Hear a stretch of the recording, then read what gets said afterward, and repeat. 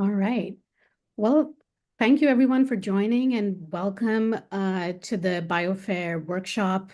My name is Jyotsna Pandey and I serve as the Community Programs Director for AIBS and the Executive Director for the Natural Science Collections Alliance. And I'm also one of the members of the BIOFAIR Steering Committee or BCoN Steering Committee. So thank you again for joining BCoN and AIBS for the final workshop of the BIOFAIR Data Network project, which is funded by the National Science Foundation. As a follow-up to the series of domain-focused listening sessions that were held last summer, this workshop brings together an expansive and interdisciplinary set of stakeholders from a broad range of data domains to discuss a path forward towards building an integrated, open, and fair data network. Next slide, please. Before we begin, just a little bit of housekeeping. This meeting is being recorded for reporting purposes, and we also plan to share the recording, or at least parts of it, after the workshop, as long as we have the appropriate permissions from our presenters. We're also using Zoom's AI synthesis tool to basically create some notes that will be helpful in creating our final report. Please use the raise hand feature if you would like to speak, and feel free to use the chat feature during the workshop to share any comments or questions that you have. You're also encouraged to introduce yourselves in the chat because we're not going to have enough time for everybody to do verbal introductions. If there are any technical problems, of course, please reach out to AIBS IT support. That is Diane, Boss, and Jack on this call. Next slide, please. So this is a brief overview of the agenda today. We're going to start with just a little bit of background information about the BIOFAIR project, what has happened so far, what we've learned, what we hope to accomplish today, and we'll then get into some presentations. We have an excellent roster of speakers on the program today who will be sharing their work and their experiences with the technological and social aspects of bringing together disparate data and communities. And we also have some time allocated for Q&A and discussions during these presentation sessions. And after setting the stage with the expert talks, we will get into our road mapping exercise where we will break out into groups and work on various aspects of building an integrated network. And we will end the day with an inspiring presentation followed by a discussion about next steps. All right, so to start us off, BCoN Steering Committee member Matthew Sheik will provide an introduction to BCoN and BIOFAIR. Take it away, Matthew. Thank you, Jyotsna.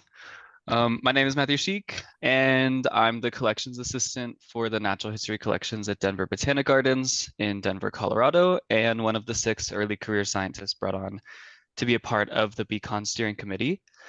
So for those of you not familiar, BCoN is a group that is dedicated to helping move forward initiatives that facilitate and expand the utility of biological collections. It was founded by the American Institute of Biological Sciences, the Society for the Preservation of Natural History Collections, and the Natural Science Collections Alliance, with over 35 other supporting organizations. Since 2014, BCoN's primary objective has been to support the collections community by promoting new uses for collections and their derivative data, and to further our community's relationship to others that are also committed to documenting and preserving life on Earth. One of the prominent initiatives supported by BCoN is the Extended Specimen Network, or ESN. BCoN facilitated discussions amongst biodiversity and collections research communities and published the Extended Specimen Report.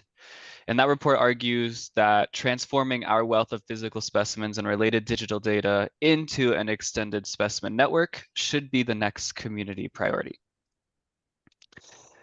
Which is the perfect segue into why we are here today. And so the goal of the BIOFAIR Data Project is to engage an expansive set of current and prospective partners towards building an integrated, open, findable, accessible, interoperable, and reusable data network. And so last summer and fall, we instigated domain-focused listening sessions, with today being the coalescence of folks across the 6 data domains to develop recommendations, next steps, and a roadmap leading us to the ultimate goal of a BIOFAIR data network. So the 6 domains were federal agencies, genetic and genomic data, One Health, ecological data, climate and environmental data, and biodiversity informatics. In each listening session, we asked members of each domain to highlight their current status of plans for data resources, what challenges and opportunities come with data integration, if there were any existing conceptual frameworks that they had for data integration, and if not, what would a path towards integration look like? And so we facilitated these conversations with the understanding that when we are talking about data integration, we are specifically referring to the process of combining various kinds of data from different sources to provide a unified view for both users and computer applications and allow combination, manipulation, and analysis of these new data. Okay, with that definition of data integration in mind, I'm going to highlight some general takeaways from the listening sessions that we held last year. So overall, we had 199 people, which represented 139 different projects and institutions across the 6 listening sessions. So, concurrent themes across listening sessions include a strong support for the underlying premise of a globally accessible data network, with an understanding that data integration requires both technical infrastructure solutions as well as the development of social norms and contracts that still need to be realized. So significant barriers still exist, including data access, discovery, and standardization, insufficient training, and insecure data sources. Okay, so let's look at some of these cross-cutting themes in more detail. It is essential for data to be fair and accessible to all. For example, bandwidth and access issues in developing countries hinder data sharing, leading to missing data from those climatically sensitive regions. And it also excludes local scientists from documenting global environmental impacts. We must establish ethical data standards that balance fair principles with data sovereignty, attribution, and traditional knowledge permissions. Engaging indigenous communities and using local context labels is essential, and exploring redaction or embargoing will help protect sensitive information and comply with existing and emerging regulations. We need to incentivize best practices. Documentation of data sets should include complete and standardized metadata with details on data cleaning methods, analysis, and synthesized data storage, while clean or augmented data should be shared back to data providers. We should better describe data types and tools to facilitate integration across domain-specific data types, a system of credit or recognition for submitting data and metadata that adhere to best practices might also incentivize more attention by researchers to this aspect of their work. CMS providers should develop mechanisms for data curation and annotation while providing clear guidance on how to cite material from their collection and genetic repositories, including unique identifiers and linking protocols, while data users should cite data sources to provide clear attribution. Journals, publishers, and their editorial board members should establish common standards for citing specimens and sequence data in publications, including supplemental materials with specimens and sequence IDs. And funding agencies should require that data and specimen management plans submitted with research proposals include plans for data sharing, citation, and deposition in appropriate repositories, and should provide guidance to grant applications on how to develop and budget for such activities. Okay, we need to increase data availability. So we are still missing the data needed for a comprehensive network of biological and environmental data.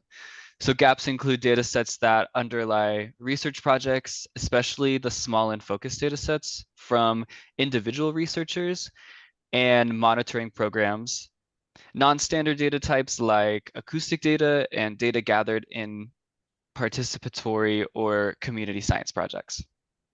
And in some cases, data may exist but are not shared due to concerns about cybersecurity, embargoes for publication priority, or oversampling of sensitive species. In addition, many providers restrict the use of their data by the private sector. Even though the private sector is a major provider and user of environmental data, and similarly, there are restrictions within the private sector to the wide sharing of their data and analysis. Institutions, projects, and individuals holding data resources should continue to prioritize the digitization of these resources, as well as continue to improve the resources through augmentation and standardization.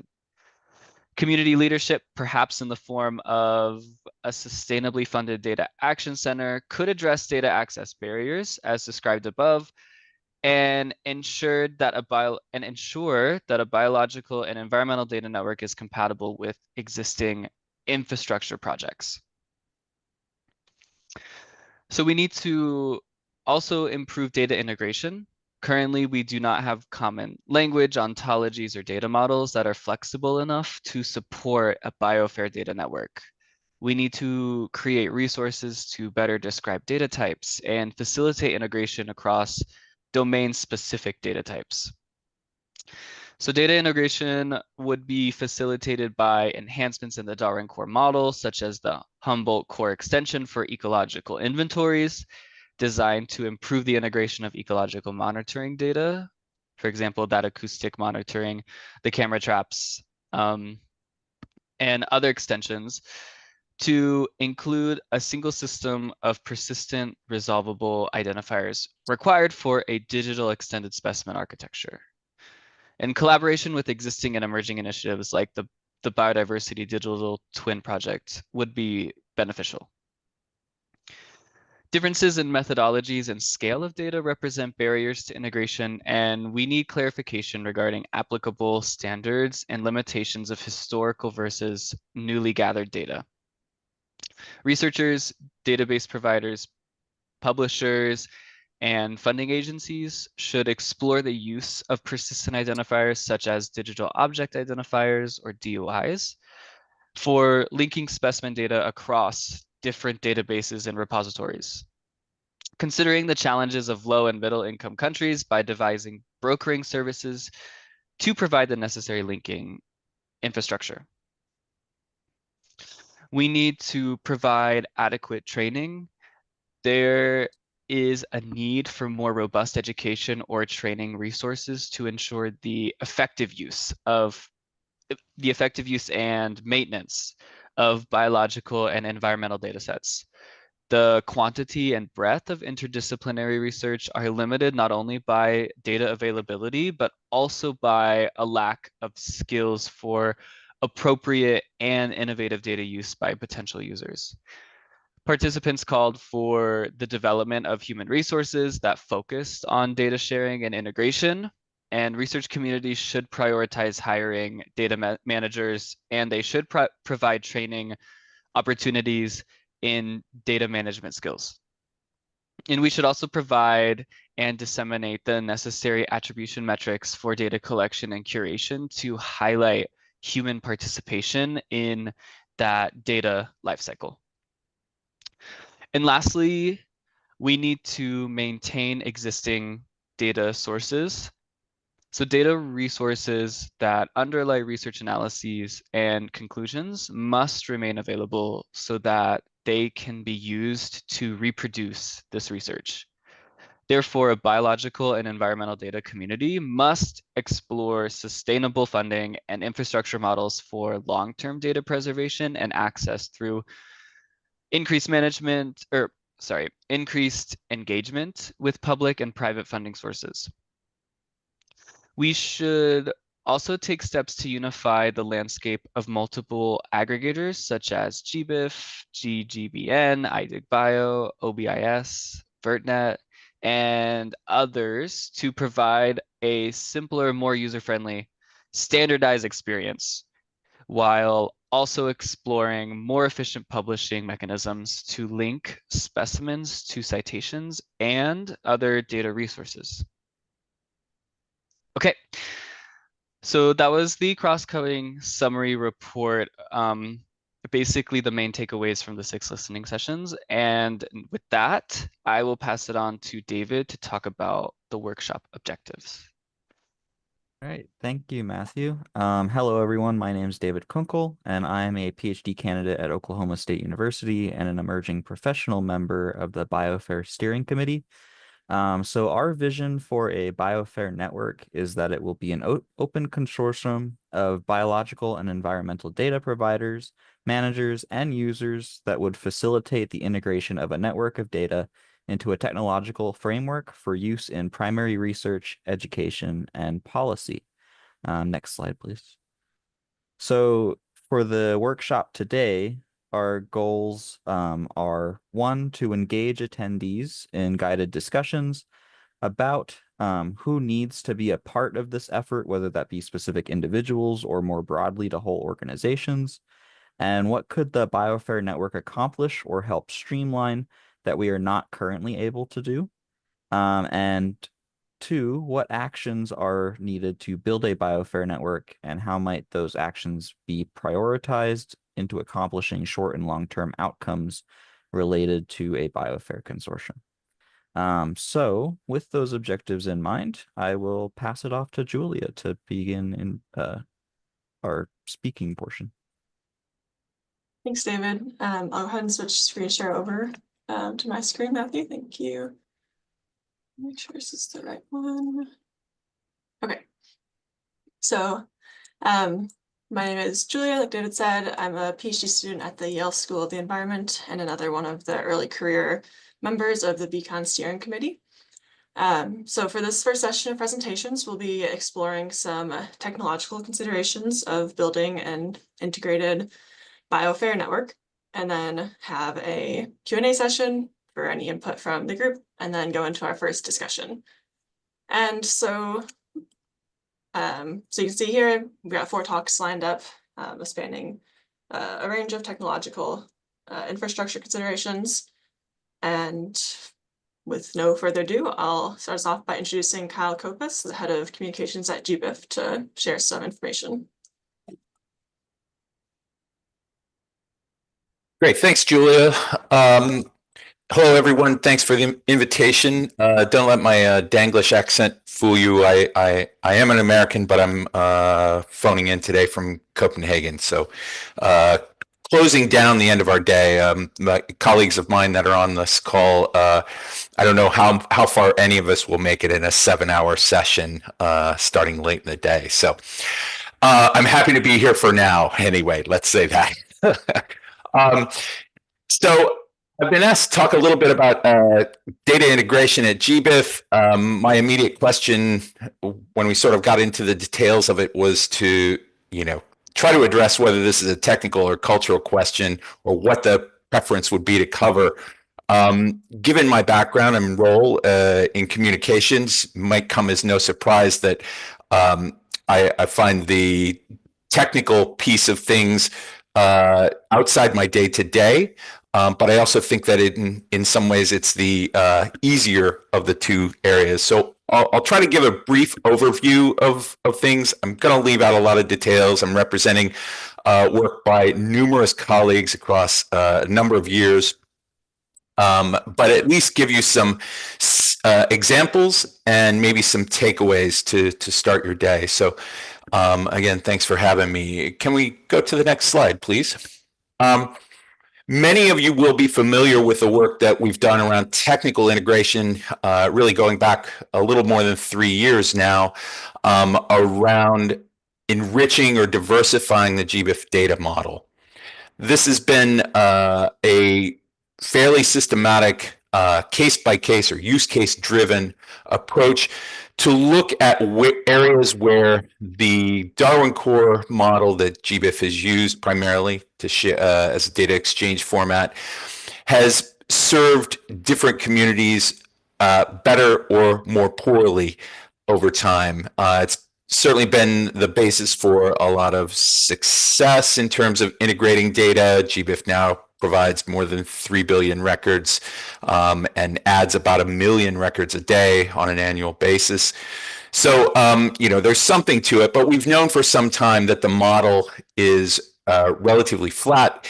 It eliminates a lot of detail, and the aggregation of data at scale has led different communities to feel in some cases less well served, and collections community is certainly part of that. I think I saw names flashing by on the chat. We even have some people who've been involved in some of these use cases, where really what we've tried to do is try to work through a number of technical questions in a routine pattern. Can we go to the next slide, please? And that takes the shape of really first a narrative, trying to understand what it is about the data that a given community is providing.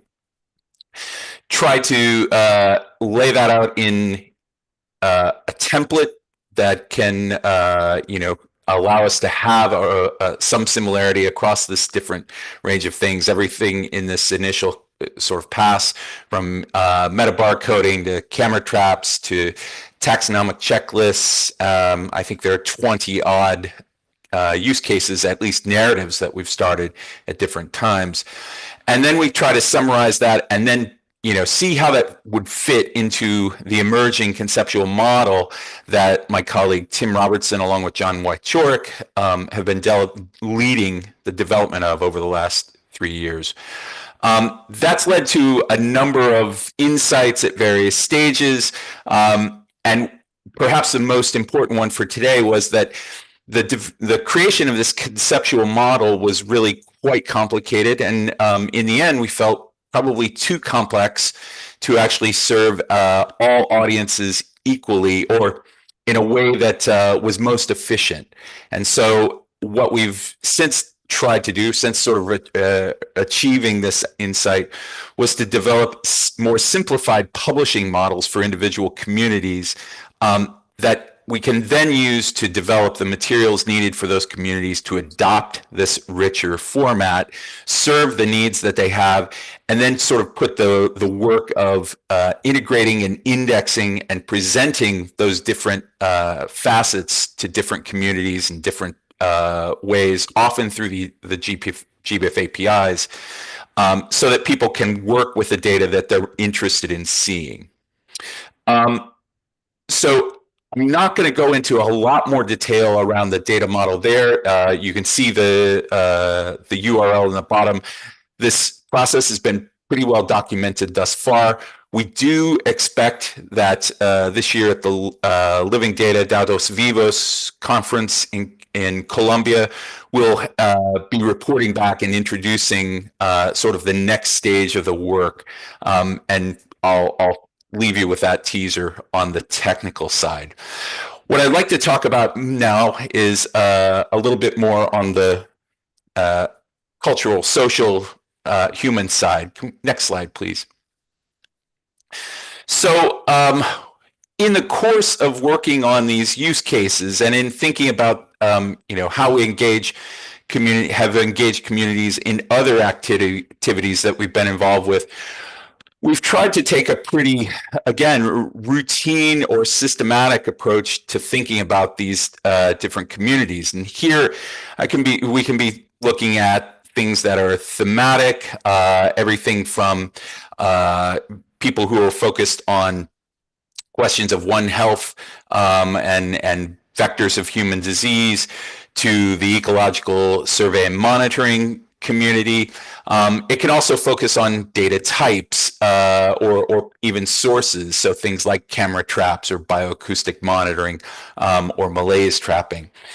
As we look at these disparate communities, there are a number of things that we can look at to try to understand how best to approach engaging them at least from GBIF side. We can look at data use. We have a very robust system for tracking the use of data in scientific literature, and we can sort of see those patterns emerge in the course of processing those things. Even though we're now processing about 6 peer-reviewed uses of data that rely on GBIF every day. We can also look at the different kinds of data that comes into the system, so questions of data mobilization. As I sort of described, I think, in the data model work, we can look at common standards and maybe common problems that are flagged by different communities. We can also look at kind of the relative strength or strength of connections in communities. Are there existing networks? Do we have key partners who we can work with on these? And do we have individuals who are championing the kinds of changes or engagement that we would need to do to see improvements around the data coming in? There's also a question of kind of the relative openness of a community and whether that's things around open data and licensing or open science in general. Here we're really talking about a culture of sharing, I think, and whether that exists or what the concerns may be. We do see differences of willingness to share data, for instance, at a regional scale. We see it across different kind of thematic communities, sub-disciplines, scientific disciplines. So we try to take a realistic view of those things. And then we can also look at the policy relevance of a given community or source of data. And that's sometimes reflected in emphases in multilateral conventions like the CBD, among others. Next slide, please. So if we can kind of take a clear-eyed view of this, we have a number of tools that we can begin to work with, often in concert, sometimes opportunistically in terms of opportunities present themselves or funding to support those activities. So I've listed some of those here. I'd maybe call out, a few of them. Targeted mobilization. This is helpful, obviously. I mean, the process of sharing data into a larger network or aggregation system, that work goes back on the individuals who represent data holders, those institutions. So, we do need to incentivize it, and we try to do it in ways that we can in non-monetary ways. But money certainly helps if you're able to fund hours in formatting data to fit. So we've had programs such as the BID program, Biodiversity Information for Development, funded by the European Union, that allowed us to do small grants across a number of regions of the world. And we've also at times had funding to support the publication of data papers, so peer-reviewed metadata, essentially for data sets, that then allow individuals who hold community to also get some scholarly credit for their work in curating data. And then, within the GBIF governance system, we do sometimes spin up task groups. If we've sort of seen different things gel together, we've started to develop some materials, we may actually look for some guidance from community experts through the form of task groups established under the aegis of the GBIF Science Committee. Next slide, please. So I'll wrap up here. I want to keep this tight and recognize that you guys want to stay at time. A couple of examples. First, our work around health-related data, data on wild organisms related to human disease or to human health. In this case, our work with this community really arose from a recognition that we were seeing more people try to use data. And I say that advisedly. They were trying to use data. Often we would get these clear signals in some of the earliest papers of, we went to GBIF, we tried to download all the available data of a given organism, a given group. And, one reason or another, they found limited success. They found that they really didn't get the results that they wanted and needed to look for other sources of data. So we could see this sort of trend going on, and we wanted to also highlight some examples where we felt there was really interesting research that was incorporating data on wild biodiversity in research that often relies on disease incidence data or data on veterinary disease or pathogens. So in the first collection of a set of videos that we prepared, we included one on GBIF and human health, and that led relatively quickly to establishing an expert-led task group, some of whom had some relationships with TDR, which is I can never remember how to unpack this. This is a special program of WHO and other agencies closely aligned with WHO. Involvement with them led to securing some funding that both set up some thematic help desk, so really offering help and services, particularly to data holders who wanted to publish their data, as well as, again, that incentive around data papers. There we go. Thank you, Paloma.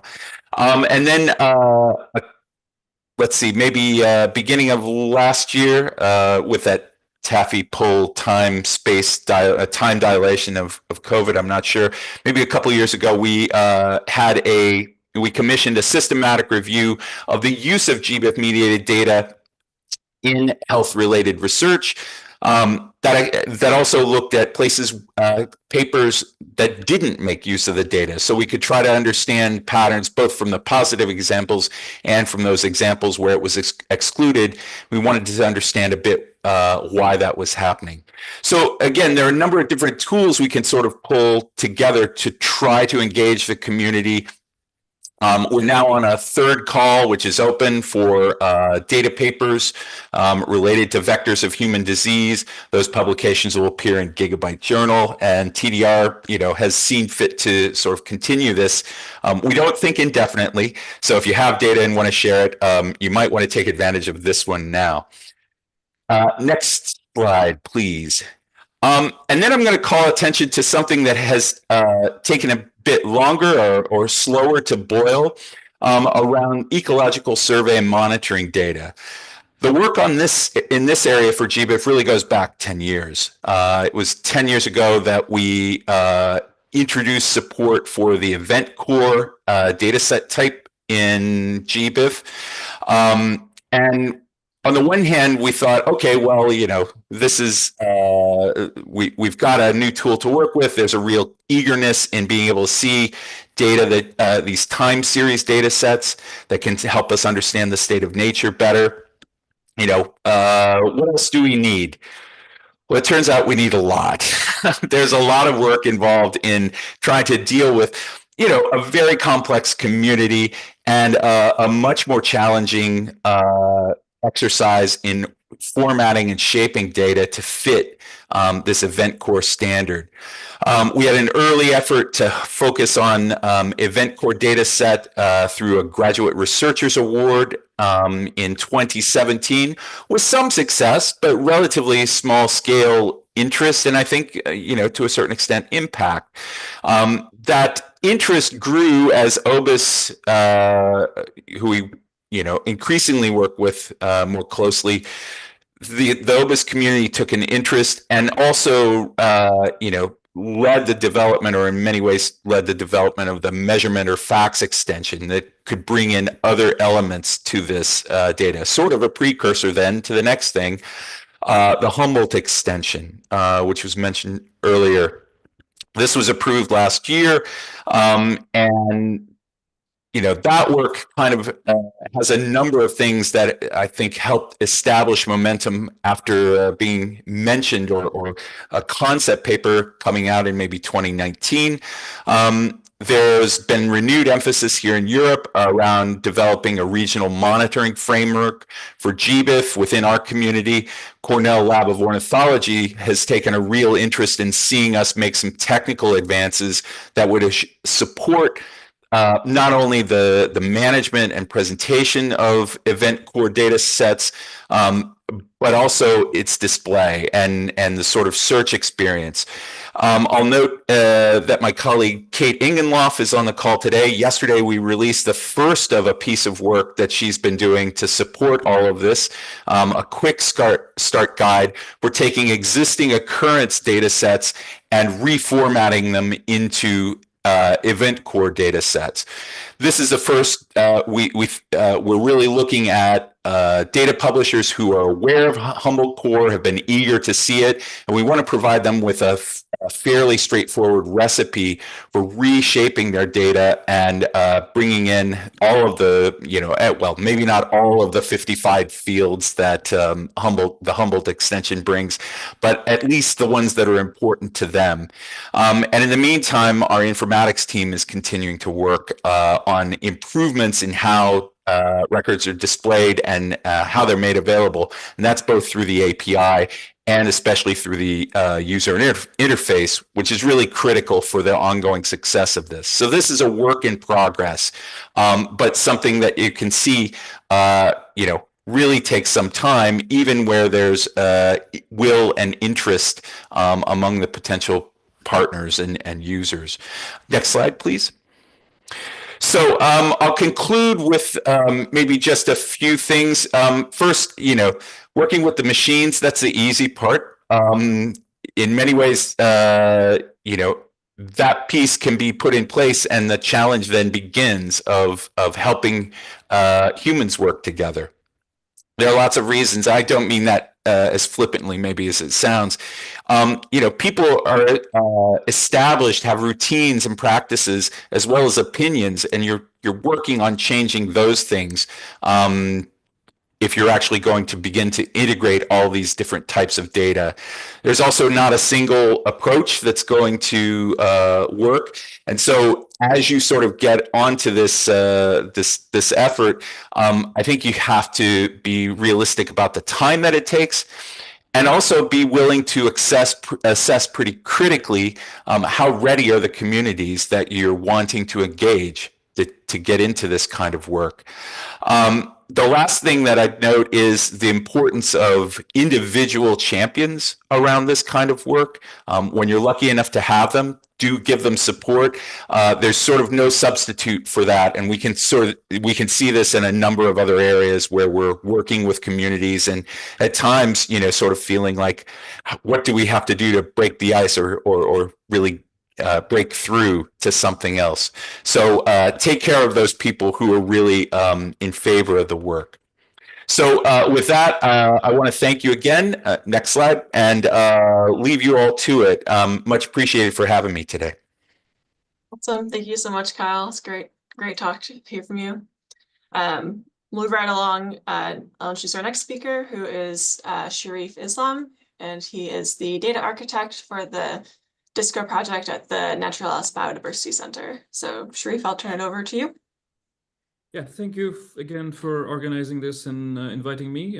So yeah, I will be talking about the DISCO project, but just to quickly set the stage why I'm mentioning digital twins here within the context of natural science collections. So of course, the digital twin is a word and concept has been around for a while, came from NASA and also in the climate domain. And in the last several years in the European Union, we've seen a lot of funding going to different types of digital twin projects. And both DISCO and GBIF and a few other organizations are involved in some of the biodiversity digital twin aspect. However, within DISCO, we're trying to understand how this concept could be used from a specimen understanding, and specifically what we call the digital specimen. And this is again coming from lots of other works, and how that fits into sort of the broader landscape. Of course, digital twin deals with a lot of simulation, a lot of prediction. But again, I think the foundational blocks could be there where our collections data can input, and that's where I will primarily talk about. And also FAIR comes in, how this could be automated in that. So in the next slide, I want to talk about a little bit some of the foundational aspect. Of course, this idea of extended specimen, you've already heard, this extended specimen network. And from that, there was an idea of how to make that within an infrastructure. So that's where the digital extended specimen comes in. And this is where also, again, the digital twin comes in. So imagine the physical entity and the digital entity. Of course, we do digitization, but we're going one step beyond to make this what we call machine actionable. And this also aligns with the FAIR concept. So we want to treat this digital entity as another class of data that can act, of course, with connection with the physical entity. But let's say, something changes about its organism or about the data. We would like to have that quickly within the digital domain, and that of course will impact how these data are used. So imagine that specimen data and collections data much more dynamic than what we're used to, that as a snapshot. So that's basically the basic idea where digitization, digital specimen, and the digital twin comes in. And of course, FAIR puts a lot of emphasis on machine actionability, machine readability, and of course, reusability. And I will give examples of how that matters here. So let's go to the next slide. Just a brief introduction of the DISCO project. So currently, this is a EU-funded project, and we are building the legal and also the technical infrastructure to make this an entity that will serve as a European research infrastructure to provide services, of course, for digitization, but also some of the other services that I'll talk about in a minute. We're bringing in more than 200 plus institutions, and these are, of course, some of the museums that you're familiar with, but also universities and herbariums and botanical gardens, and it spans, all over Europe. And of course, the idea is to share knowledge, curation process, and of course, the technical infrastructure as well. Next slide, please. And if you want to think about in the broader landscape where DISCO sits in, and of course, we're not starting from the zero here. We have all of this collection management system from the museums, and of course, we have the aggregators, we have digitization projects. But we want to speed this up. We want to automate. We want to use modern technology, and that's where some of the support from DISCO will come in, bringing the community together. So of course, alignment on the left-hand side where we have different collection management system, it's a challenge we are all aware of, but that's just ongoing. So what we're trying to do is that see what we can harmonize building on existing data standards on the DISCO side and expose this data for community curation and annotation. And then, of course, when the data goes to the aggregator and other repositories, we already have some enhanced, improved data that users can use. And of course, user can still use data from both on the left and right side, but this community curation provides an opportunity to make this data more actionable. And again, this is where the digital twin concept will also come in. And in the next slide, I give a little bit more detail on what we're calling the building blocks. Of course, the digital specimen, as I said, it's a new data entity. So what we have is a new data schema, what we're calling open digital specimen. And again, these are based on existing work on Darwin Core, ABCD. We had an extensive community review on that. We got a lot of feedback from the community to how to understand the harmonization. And of course, also challenges we found where we didn't find a term that's existing or terms that not used in the way it was supposed to use. I mean, we're probably all aware of some of these things. So we try to harmonize these things. And of course, we're looking into both biological and geological specimens. So that also adds another challenge. So currently we do have an ingestion pipeline and data harmonization pipeline and the annotation platform where people can test some of these things. And one of the key elements there we're pushing here is the persistent identifier service.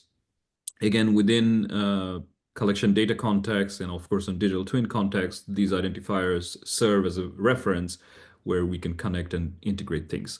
Authentication and authorization will be an important element because we want to track the provenance of all of this annotation and also give credit. So these annotations in a way are community contribution towards the specimen data, and we need to track them and give proper attribution to that. So that's where this authentication system will come in, ideally with ORCID. And something we're also testing right now, and there's a new documentation out there, what we're calling machine annotation services. These are could be tool a community built or existing tool somebody builds, and we want to plug it in within our system that can help you to annotate the specimens, either single specimens or multiple specimens that fit for your work. For example, fixing names, fixing errors in the data, or even identification that you need to know based on the specimen image. It could be a variety of things. So we have a couple already we're testing that you can see in action. And we also have the guideline where we are asking community to bring their tools and to see how that could be integrated. Again, the idea of the annotation is that this annotation are dynamic and it's linked with the persistent identifier of the specimen. And again, the FAIR concept will be persisting through all of these digital objects. So yeah, on the next slide, I go a little bit more detail on why the persistent identifier matters. And again, our community is probably not, new to this idea, but again, like the implementation often varies. Of course, we have our local identifiers and catalog identifiers on the physical specimen side. That's not going away, that's needed. But this persistent identifiers on the digital specimen side will be what exposed to all sorts of different data integrated on the repository side, third-party repositories, all sorts of things. And this is where the dynamism of the FAIR infrastructure and digital twin will come in. And of course, this double arrow between the physical and the digital is also very crucial. So ideally, through this link, we can send some of this new annotation, new data back to the organization if needed. And that's still something we also have to work on. And of course, there's issue of, trust, what annotation can be accepted, what could be rejected, and who decides on that. So we still need to work through some of those elements as well. But again, like that link is very important, both from the Disco side and of course from the museum side, and of course the other repository that we will be connecting to. Next slide, please. Yes, so this is sort of a behind the scene, under the hood look at the metadata. So if you remember the FAIR principles, they make a very big distinction between data and metadata. Of course, with specimen data, sometimes they're the same. However, here we made a sort of, you can think of two levels of extraction. So this metadata is exposed through the DOI system. So this is one implementation of FAIR. You could have another system and another way of exposing this. So this is a particular smaller set of metadata that can be exposed and help machines to understand. So in this example, you can see that, this is a specimen, this is at Naturalis, and it has some licensing information. So imagine even though like specimen data is not big, but imagine you're dealing with terabytes of data, but your machine needs to understand what to do. So this sort of smaller sort of metadata can help you to make some quick decisions. Let's say you're going through millions of these objects to understand.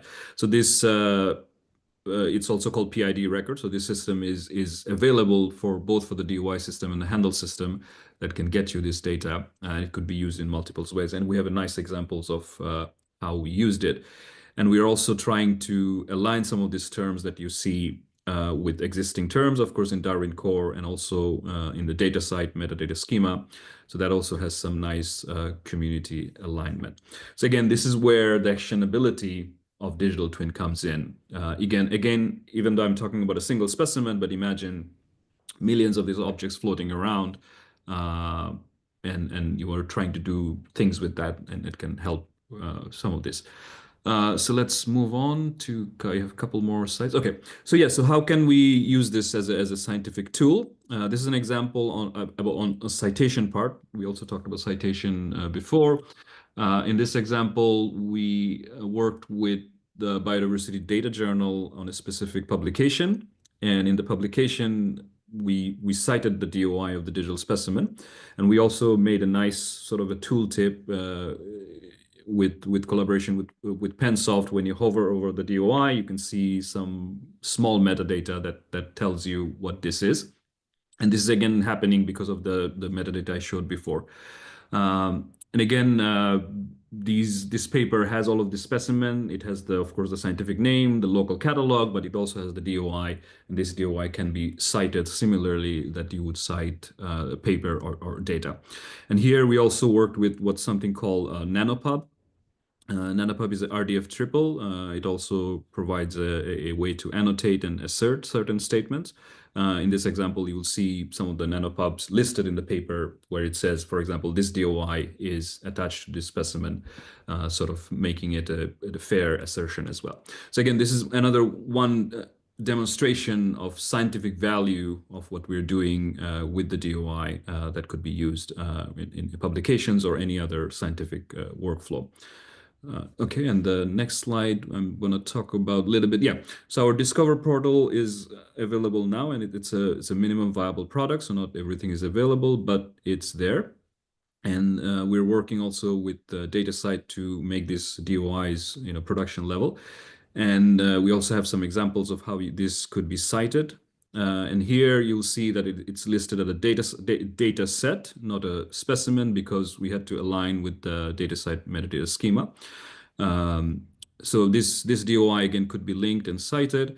And also the nice thing about this collaboration with DataCite is that if you go to Dataset Commons, if you either search for this museum or specimen, all the related data, of course, will show up. GBIF data will show up. Other publication where this specimen is mentioned, it show up.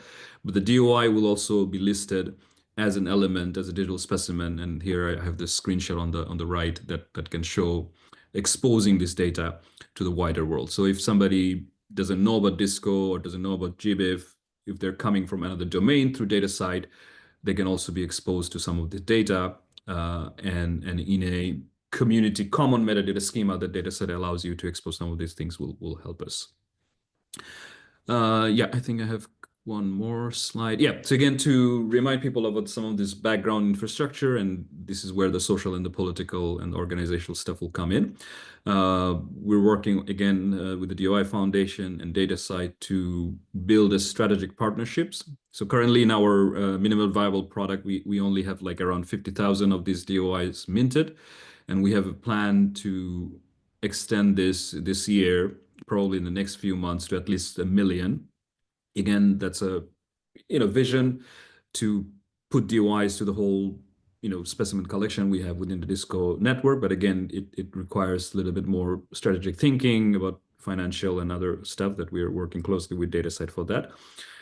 So there are also some metadata synchronization things that we have to think about, how we ingest the specimen and what goes to DataCite and things like that. And there are a couple things we published already that you can see how we do this. But again, we still need to refine some of this thing. But again, to show or remind people that it requires a lot of this background discussion to even just publish one DOI.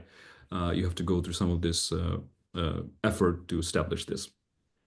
So I think that's my last slide. So yeah, so I want to thank the DISCO technical team and the development team at Naturalis and the coordination office. And of course, the funding for some of this work came from the European Union. And again, thank you for your attention. Awesome. Thank you so much, Sherif. That was super interesting to hear about your digital twin efforts at DISCO. We'll move on next to Janine Cavender-Bars, who is professor of organismic and evolutionary biology at Harvard University and the director of the NSF Ascend Biology Integration Institute, to talk a little bit about the recent NASEM report and the vision for continental scale biology. And so with that, I'll turn it over to Janine. Hi, everyone. Thanks for the invitation to present this report from the National Academies. It's a vision for continental scale biology research across multiple scales. And can we go to the next slide?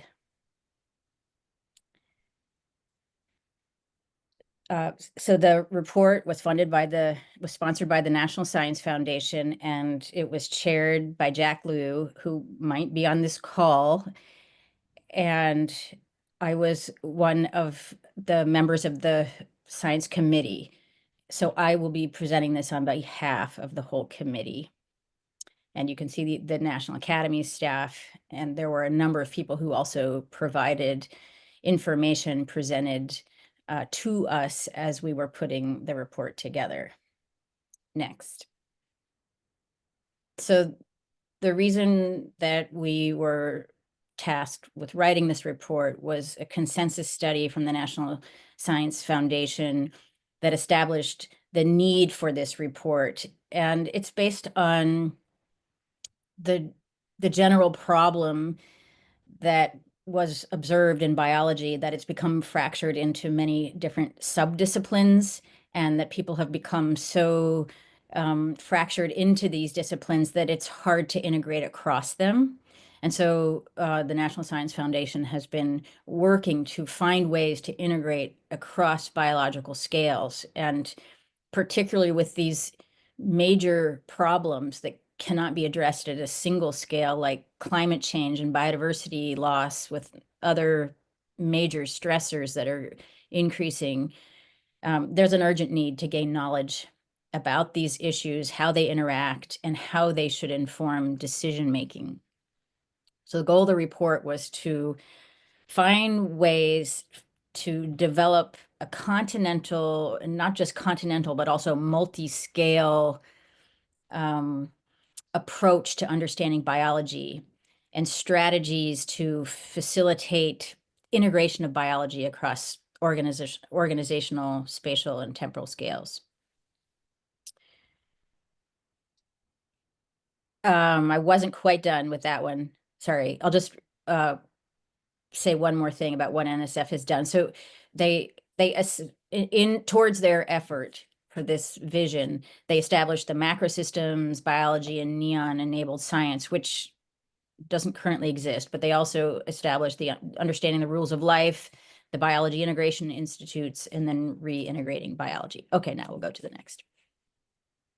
So that was the charge, the reason, the rationale, and the charge for the report. I worked on chapter 4, the research infrastructure that enables continental scale biology. And so I'm going to speak to that, but you can readily find the report online. If you just search for a vision for continental scale biology, it will come right up. You can read it for free online. There were several chapters in the report. There were the themes for continental scale biology, the theoretical underpinnings, so a whole chapter on theory. There was also training and capacity building, and then a set of recommendations. But I'll talk about the research infrastructure that enables continental scale biology and the recommendations that came out of that section. Next, please. So we spent quite a bit of time defining continental scale biology, and here is what we came up with. So continental scale biology addresses questions about biological processes and patterns that emerge at broad organizational, spatial, or temporal scales, but that can't be answered by observations and experiments conducted at either fine or large scales alone. But it inherently incorporates multiple scales.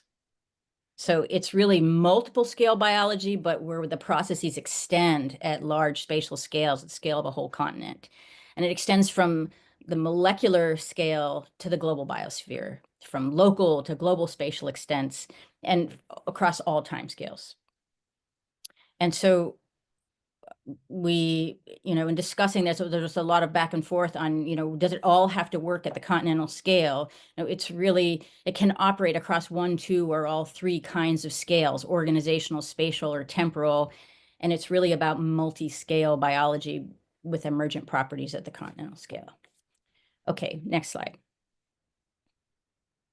So here's a visual for the scales that we're talking about. We're starting with molecules, cells, tissues and organs, whole organism biology, populations, communities, ecosystems, biomes, and the biosphere. So we're really talking about across all biological scales. Next.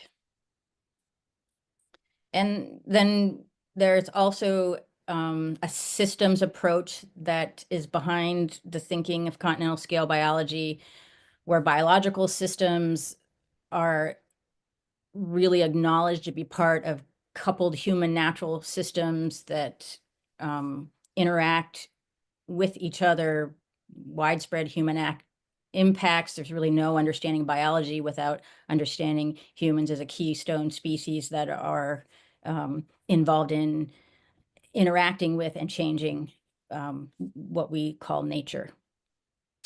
Next, please. So focusing on the chapter 4, which was the research infrastructure, we looked at recent developments in research infrastructure that included experimental and observation networks, really highlighting the importance of NEON, the National Ecological Observatory Network, the tools, all kinds of omic tools, remote sensing, artificial intelligence, machine learning, and then the importance of synthesis centers like ESOL, NSIMS, and the upcoming Resilience Center of iOS. So there has been a long history of NSF supporting synthesis centers, and these continue to be supported. And as new technologies emerge, they embrace those. And then in the chapters I'm not covering, there's theory, and then there's changes in culture, the culture of biological sciences that facilitates collaboration among multidisciplinary teams with diverse members from around the globe. Next, please. So there are 4 major themes that continental scale biology can support.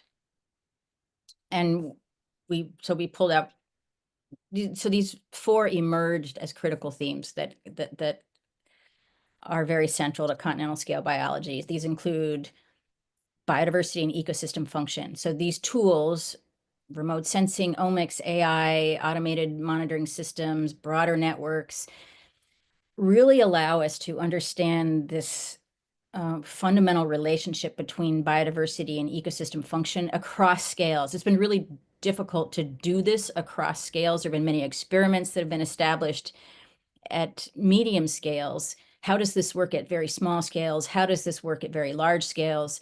And now we have systems and platforms in place and tools to be able to really look at how widespread is this general relationship between biodiversity and ecosystem function. Resilience and vulnerability. So this is really critical in this era of rapid change, the ability to sense the sensitivity of biological systems, their adaptive capacity to resist, recover, and change in response to disturbances across scales. And then the connectivity, including, tools that combine observations of different biotic and abiotic conditions, soil, land, water, and components to build a stronger understanding of the connections among these components across time and space. And then really getting at sustainability of ecosystem services, our life support systems, to help us apply knowledge of system resilience to vulnerability to stress, and how the sustainability of our life support systems may be affected by global change across scales. Okay, next, please. So within the chapter 4 on research infrastructure that enables continental scale biology, we were looking at the relationships among tools, networks, synthesis centers, biological processes in the context of biological knowledge. So we were thinking, okay, what are the critical biological processes? How do we measure them? How do we connect them with theory and integrate data, refine them, use data from networks that are expanding and providing iterative data, and at what scales are we operating? So this was sort of a framework for thinking about research infrastructure. Next, please. And then this is an area that has been emerging rapidly, and it's also very related to work that I'm involved in with the Ascend Biology Integration Institute, and that's the application of remote sensing to spectral and structural data of vegetation that's relevant to continental scale biology. And so with hyperspectral data from the airborne platform from NEON, and also from spaceborne sensors, the International Space Station, JEDI, that collects LiDAR data for structure. So from the hyperspectral data, we can get vast information about chemical properties and plant function. And from the LiDAR data, we can get information about structure. Together, these provide enormous information about productivity and function, even phylogenetic composition. We're able to map biodiversity with these tools. And we can even build models that by taking observations above ground, we can predict what's going on below ground. So we measure suites of things below ground, we measure suites of things above ground, we build models to understand how those are connected above and below ground, and then models to take observations from remote sensing to predict what we see above ground, and then that helps us predict what's going on below ground. Of course, this all has to be done really at the ecosystem scale. It's not a one model fits all situation, but there's a lot of promise here for then being able to document the integrity and health of ecosystems, to verify efforts to sustain the integrity of ecosystems, which is really important for the Convention on Biodiversity, Global Biodiversity Framework, and also payments for ecosystem services, helping people to providing verification for landowners, decision makers, land stewards for the efforts they are making to steward land. Next, please. And then here, we're just considering the spatial and temporal scales, the different processes that are going on at these different scales, the different kinds of extreme events that we might experience and observe at those different scales, how networks help to provide observation and data that enable us to build models to detect change, and the use of AI, predictive modeling, the different types of modeling that we use, and the role of long-term experiments in really understanding change. So it's really the integration of all these different kinds of biology that allow us to get a connected and integrative understanding of how our planet is changing at many different scales across all levels of biological organization. Next, please. And we really highlighted the importance of NEON, the National Ecological Observatory Network, which was a huge investment by the National Science Foundation. It took decades to set this up. It includes flux towers that measure the fluxes of gases, carbon and water, and many other chemicals between the atmosphere and biosphere. It has an airborne remote sensing operation, hyperspectral data, and they've been advancing the processing tools for those that are getting better all the time. And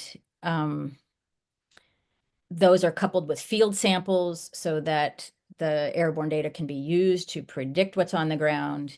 And there's many people are engaged in data processing workflows.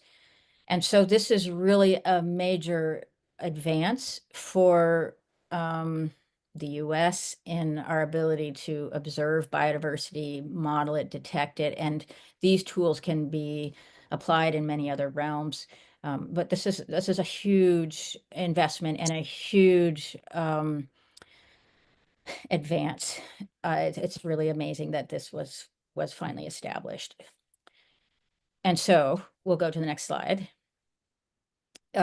Just to point out that there are many other critical networks: the Long-Term Ecological Research Network, iNaturalist, eBird, DroughtNet, the Nutrient Network, the Critical Zone Exploration Network, the USDA, the Forest Service inventory and analysis plots that are all over the entire country, GLEON, the National Phenology Network, there are Mariflux, and it goes on and on. There are many, many really critical networks, and this development of networks is just essential to our ability to integrate across scales and across biological organization.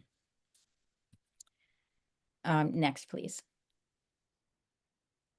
So I will just go to the conclusions and recommendations for the chapter that I emphasize, but I encourage people to read the report for the entire set of recommendations, but I'll go to those next. So we recommended that the National Science Foundation might consider the following options to explore the development of AI and informatics tools and open access databases explicitly focused on continental scale biology, to build new sensor modalities to improve data collection, to allocate resources for next generation digitization of biodiversity collections, which I think dovetails a lot with what we're talking about here today, to support efforts for understanding how to sample for continental scale biology questions, and to also connect with other agencies, including with NSF, the Small Business Administration, SBIR request, connections with NASA, particularly the surface biology and geology satellite mission that is coming down the pike. It's already under development, will be launched fairly soon. Continued agency support for international programs like GBIF, like GEOBON, like IPBES. So we've heard about GBIF. The GEOBON is the Group on Earth Observations Biodiversity Observation Network. IPBES is the International Platform on Biodiversity and Ecosystem Services. These are really critical to understanding the status and trends of biodiversity and ecosystem services, and having tools to be able to monitor and contribute directly towards progress of the Convention on Biodiversity, Global Biodiversity Framework. And the National Nature Assessment is coupled with this, and the 30 by 30 initiative. I'm not going to say more about that now, but I think there's one more slide that will take us to the end of the presentation.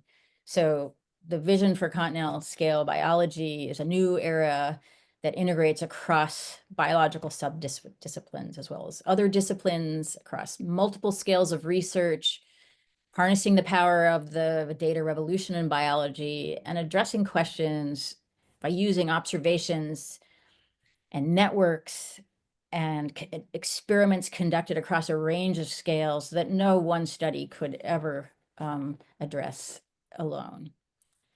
Bold initiatives are needed to really establish continental scale biology and to really address the questions that we're facing right now, the challenges we're facing right now. And this includes working across organizational, spatial, temporal scales from a systems perspective, and really hoping that realizing this vision could lead to new scientific discoveries and solutions to global challenges. Thank you. Well, thank you so much, Jean. That was great to hear. We have one more talk for this session. So we'll be hearing from Sunny Narayanan next to talk about his work as the lead ambassador for the NASA SciEx program. Hi, good morning. Thank you.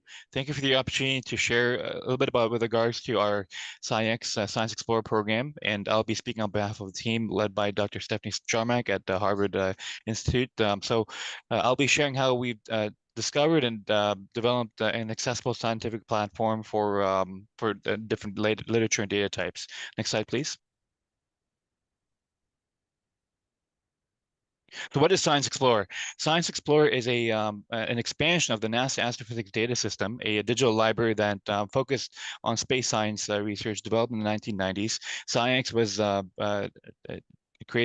launched in 2023, and is intended to be a literature-based open digital information system that covers a broader range of disciplines, including earth science, planetary science, astrophysics, heliophysics, and will also cover biological physical sciences, which is my area of expertise. Actually, I've been involved with biological science research, and I'll be elaborating on those details later. Next slide, please. So what does the platform look like? So this is a picture of the online portal of the Astrophysics Data System. It's our project is a NASA-funded project, and it has started to cover topics on astronomy and planetary science and heliophysics. where we've been aggregating, curating scholarly content and building this service in support of the astronomy research community, and then adapting the methodology and the software systems to maximize the impact of our scientific literature research and publication of the scholarly ecosystem of the different disciplines that I mentioned previously. Next slide, please. So why Science Explorer? So NASA's Science Mission Directed announced a call for creating an interdisciplinary literature platform across the directorate. So there are astronomy database system. There's a pre-existing version that focuses on astronomy, but what is missing is really an interdisciplinary and comprehensive portal and platform, and including multiple disciplines that may enable increased transparency of how science data are used across disciplines, and then allow for comparison and contrast of different methodologies and research outcomes. So that's the intent of part of the intent of the Science Explorer, to combine different disciplinary efforts. Next slide, please. So it is intended to be an open science platform where we have a open digital information system covering different areas, biological sciences, physics, astronomy. There's a shared common API, and there's a database that is being built and is continuing to be built. So far, we have about 25 million different publications, and we are interacting with NASA's biological physics science to include that literature as well. Current content has been focused more towards Earth science and astronomy research, relevant towards biodiversity. We're including a number of different documentation and millions of different citations to be able to connect data and software types across different platforms. So with the biological physical science, for example, there are programs like NASA GeneLab, NASA HAD. So we'll be able to combine across different platforms and in one location, as well as including preprints as part of the database. Next slide, please. So in terms of the vision, it's an expansion of the astronomy database system, SciAxis. The same strategy, but an expanded coverage of content. So there'll be there's a core collection of research articles in the areas of astronomy, astrophysics, engineering, aerospace, but then building upon the different science mission directorates, but also may provide a platform to cover additional areas of knowledge. And here are just a few examples mentioned outside the core collection, including ecology, geochemistry, geophysics, agronomy, geosciences, with the platform intended to be a so open science and it'll be modular to different areas of knowledge. Next slide, please. So the SciAx project science team consists of the main leadership consists of Dr. Anna Kelleber, Dr. Samuel Jarmak, Dr. Jennifer Lynn Bartlett, and have been involved with defining the project priorities, providing scientific support and insight to the SciAx team, myself including being an ambassador for the program, and identifying different strategies to develop and launch the platform.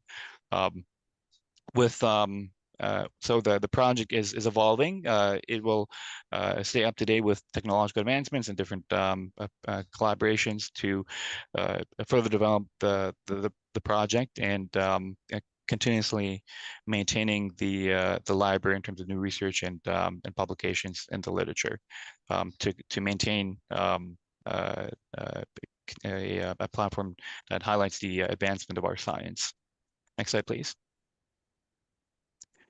So here's a picture of the ambassadors, SciEx held our inaugural workshop last fall semester in Boston, where ambassadors from so they're graduate trainees, postdoctoral trainees. I am a faculty, so members from different institutions were invited to different disciplines. So a representative from each of the disciplines mentioned: astrophysics, earth sciences, biological sciences, heliophysics, etc.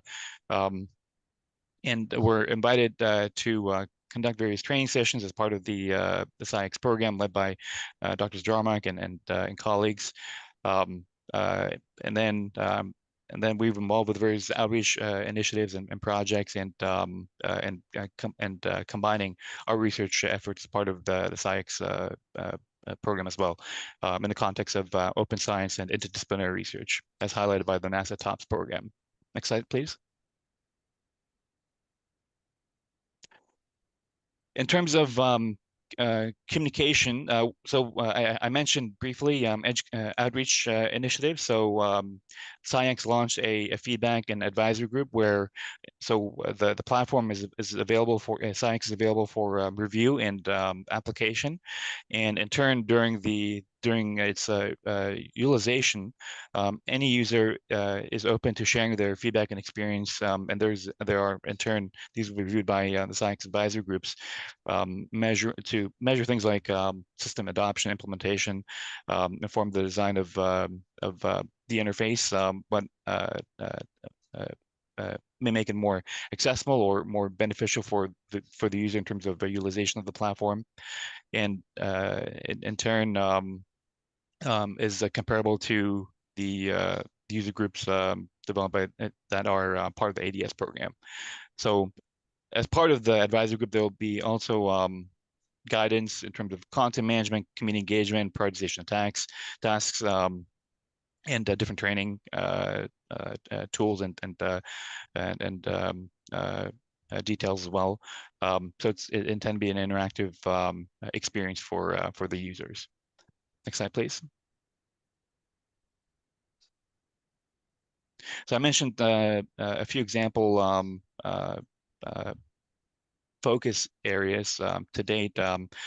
One being the earth science community research, where some of the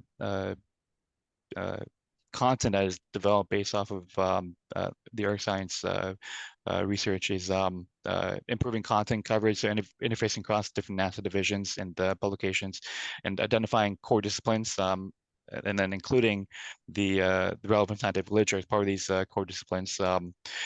I see a question was asked with regards to AI involvement by Dr. Deborah Paul. Yes, so there is intended to be implementation of large language models, LLMs, and different AI platforms as part of the curation and importation of different of the literature, for example, as well as inclusion of different syntax for the search capabilities of the platform, to improve author name disambiguation, and also tying with existing platforms like ORCID in terms of authorship, as well as a link the literature to different research reports and questions, to tag content across different solicitation announcements to facilitate discovery across platforms and ontologies. So intend to be a dynamic system to merge scientific trends as they are released and discovered. Next slide, please.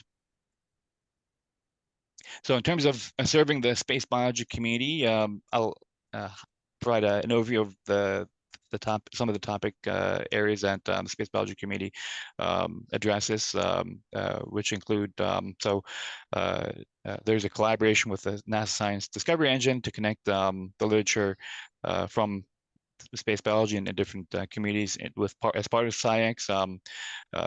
There's very enthusiastic about interaction, very enthusiastic about communities reaching out to the SciEx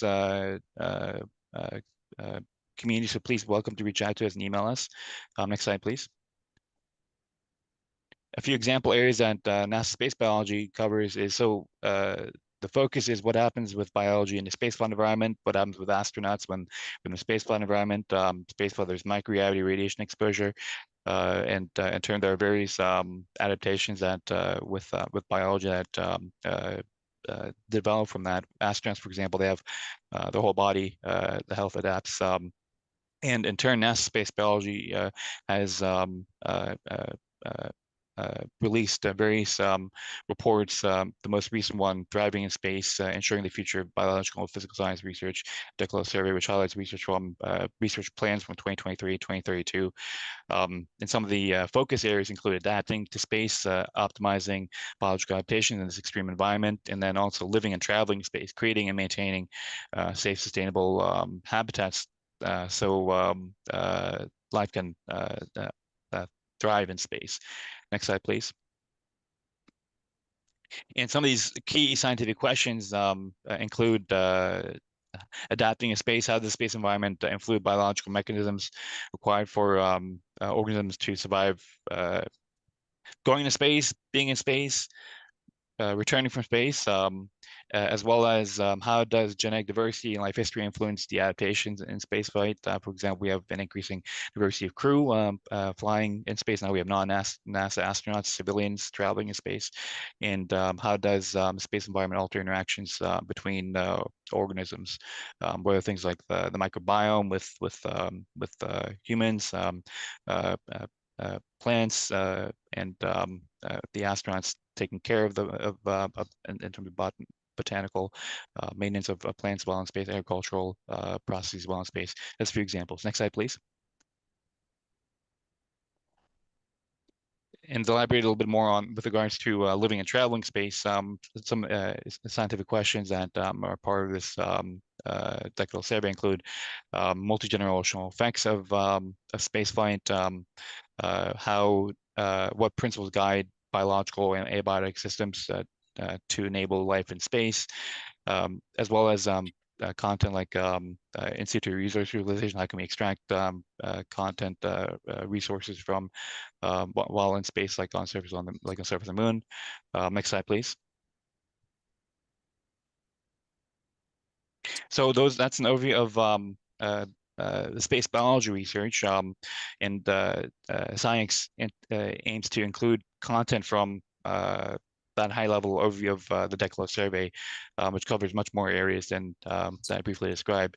But here's an example of what the platform in terms of being searching for research articles, where you can see the search bar at the top with a syntax for different specific terms, and then a visual of the example literature, as well as features like a filter system on the left, providing a way to specify for authorship, authors, collections, etc.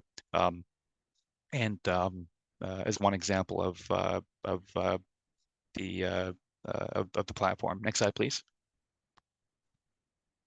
Another example being referencing publications to to different versions, and organizing this based off date and software to link climate change to different metadata, whether title, keywords, abstracts. So this is a visual highlighting how the platform can enable interaction across different terms and broaden search outcomes based off different literature sources. Next slide, please. So in short, science is intended to be a interactive, interdisciplinary, and broad platform for searching different NASA science mission directed topical areas, but it's also intended to be flexible for different disciplines. So happy to take any questions if there are any. Thank you for the and our emails are listed on the bottom left, as well as there are links to the website, to the slide. There's a QR code to the website as well. Welcome to join our community if you're interested. Welcome to reach out to Dr. Jarmak and I if you'd like. Happy to take any questions or any time for any. Thank you for your time. Great, thank you so much, Sunny. We'll take like 5 or so minutes to do Q&A for all 4 of our speakers. And thanks again to all of you. Those were all awesome talks. It was really cool to hear about your work. I'll stop sharing a screen for a minute so we can see each other while we ask questions. But if 1 or 2 people have something, they can go ahead and ask whoever you'd like.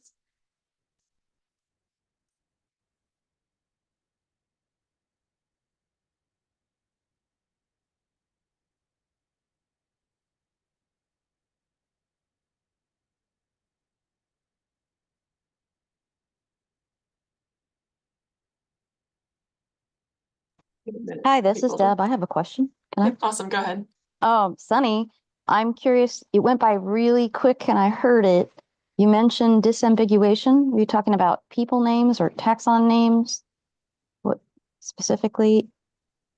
Hi, Dr. Paul. Thank you. My Hi, apologies Sunny. for perhaps going too quickly through the Oh, slides. no apologies. It was just exciting. Keep going. Well, appreciate your enthusiasm. So, in terms of disambiguation, yes, the examples you shared are intended to be, yes, authorship, different topical terms, different text. You mentioned taxonomy, different metadata. And then the filter system as part of the SciX platform is also intended to provide options to enable to separate different items based off with the literature based off different filter options. Another topic for a different discussion room would be how you're managing the rights to the documents and making them public, and if they're open source, or what that entails in terms of being able to make that corpus available. I'd be interested in that.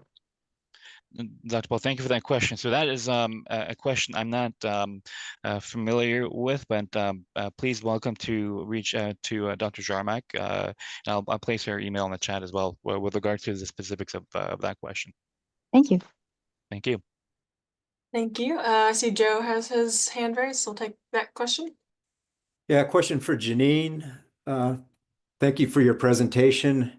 It's great to hear about efforts to integrate across scales, across time and across space.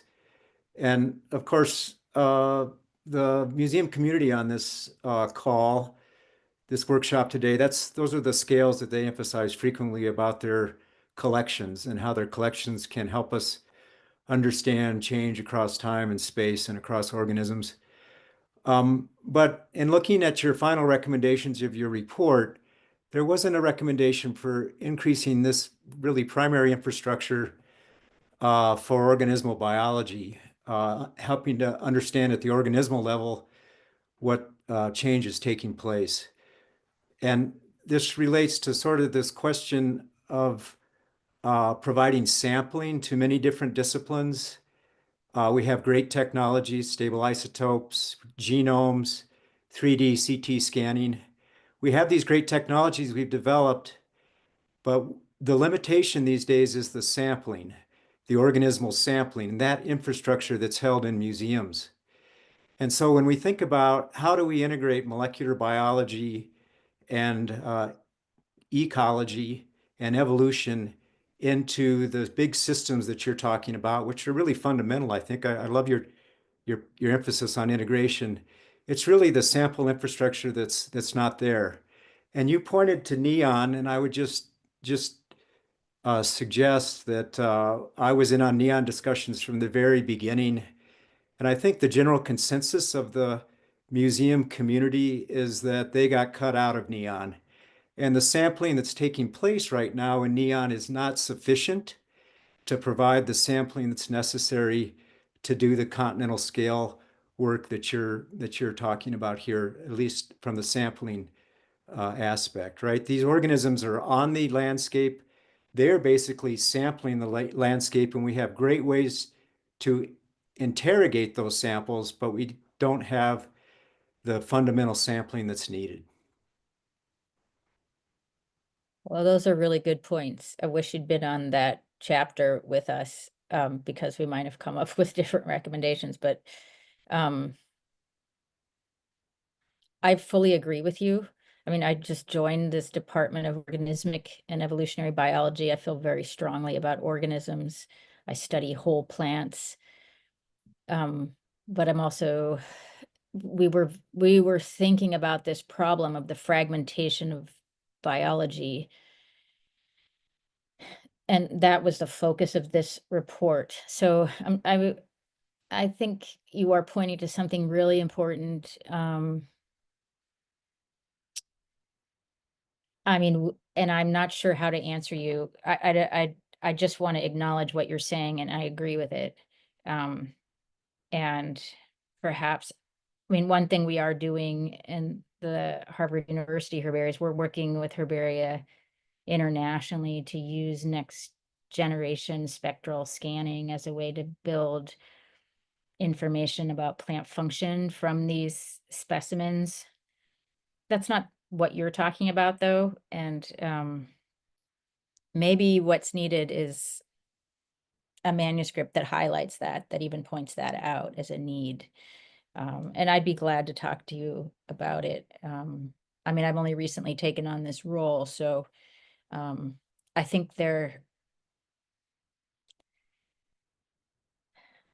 I think it's worth following up on. You're right. The point you make, and further discussion is needed. Great, thank you. Just very quickly, this for the museum community, because this theme today is about digitization of existing collections. And I feel the role of the museum community these days is to build the collections. We're the only ones that know how to build the sampling infrastructure, and there's not enough emphasis or discussion in the natural history collections community about how we should be strategically building these collections to document the biggest decades of change we have on the planet. So just a final thought there. Thanks, Janine. That was very nice. Thanks, Joe and Janine. I think we'll hold questions now, but if you have more later, feel free to connect. Real quick before we go to a break, share my slides for a second. We're gonna skip over the discussion part of this, but put a link in the chat for a master stakeholders list that was started during some of the listening sessions last summer. And we would like people here to take a look throughout this workshop today and come back to it as you see fit, and see if there's organizations that we're missing, if there's people that would be important to connect with at these organizations. Over the summer at listening sessions, we were looking at just generating a list of organizations in general, but I think now we're looking to kind of move forward to points of contact so that we can engage these different stakeholders for future BIOFAIR Data Network discussions. And so you'll see in this spreadsheet, it's separated into tabs loosely by organization type. And then at the end, there's a tab with all of the organizations listed out in full if you prefer to look at it that way. But we ask that you populate these tabs that are separated by type for now. So with that, we'll go to a break until noon. People are welcome to add thoughts into the chat about stakeholders. You can put them in the worksheet directly, however you prefer. And with that, yeah, thanks everyone for your participation for this first session. We'll come back around noon and talk about some social aspects to building an integrated data network and have some discussions then. The last two presentations. So if we can go ahead and kick off, I'm gonna hand it off to Kendra Spence-Sharovello, who is a professor at the Department of Fisheries and Wildlife at the Lehman Briggs College, and also the co-director of the Data Intensive Landscape Limnology Lab. Kendra, if you wanna go and take it away. Great, thank you. Everybody hearing me okay? Good. So thanks for having me join. I've really enjoyed learning more about BIOFAIR. It's such a great group. I was asked to talk about building a science community. And so I want to start by just laying the groundwork of where my experiences come from and lay some context for that. And I will say that none of this work is done in isolation, as I'm sure many of you would say. Pat Serrano and I have what we call, we are strong ties in the literature. We have worked together co-directing our lab for years now. And we both were classically trained as limnologists, going out and sampling individual lakes. And in the mid-noughts, we made a decision to switch our work to be thinking more about populations of lakes. And so really thinking more about large-scale lake ecology. And so our idea was that we wanted to understand lake health at broad scales. But unfortunately, back then, the research infrastructure needed to do that wasn't really in place. And so our idea back in 2005 was to build the research infrastructure that was necessary to really be able to do that work. And when I say infrastructure, there's lots of pieces to that. And so first off, there's the theory, right? We helped to lay the groundwork for landscape limnology, which pulls together the principles of limnology and those of landscape ecology. And then more recently, macrosystems ecology. We were talking about pulling together of research infrastructure. Mostly people think about data. And of course, we were talking about data in part. So we have thousands of ecosystems with hundreds of landscape, climatic, multiple scales of space and time. Often also research infrastructure, people immediately think of tools. We were building our work was all around open access databases, metadata, and code.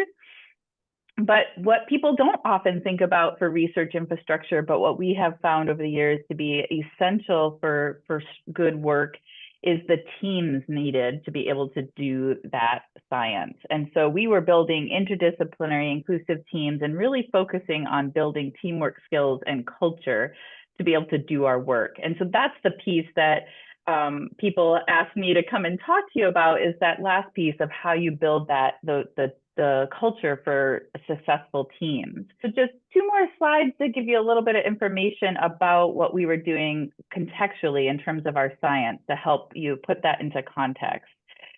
First of all, we built the Lagos US research platform. And so that platform is facilitated by Open Science.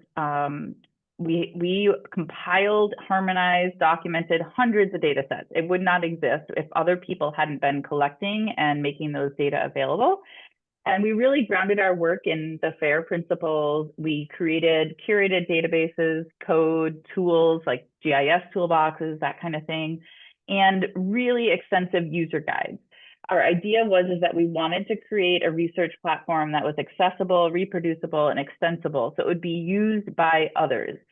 And so if you're interested in learning more, you can go to our website, but also just sharing out some of the tools and platforms that we've used to do this work. EDI has been just amazing. We've done most of our data are available there, although we have some on Zenodo and Figshare. And we have our own hub, that's the Limno. And we've done a lot with data papers, and I'll talk a little bit about that, I think, later. But one of the things that you all probably think about a lot too is how to make sure people get credit for the work they do. And one of the ways that we've done that is when we publish data, there's different authors for data products as there are for data papers, and then there are different authors for science papers that use those data and tools, right? And so that way people are really getting credit for the work that they're doing. And we've done a lot of data papers in recent years, some of them in L&O letters, but also in Archive and in a few other places. So our data, our research platform is, again, we're lake ecologists, so we're interested in understanding lake health at the scale of conterminous US. And so there's about 500,000 of those. And so we built a lake and landscape database research platform that includes all of the lakes that are greater than a hectare in size at that conterminous US scale. And that platform looks something like this. And so the idea is that it's open access, everybody can use it. We're really working on that accessibility piece now, but it is created in a modular way. And so we have 3 core modules that you see across the top: Geo, Locus, and Limno. And everything, all of the modules work together, are connected by that Locus module. And then we have these extension modules, which are more focused on particular aspects of what might be either lakes or the landscapes that affect lakes.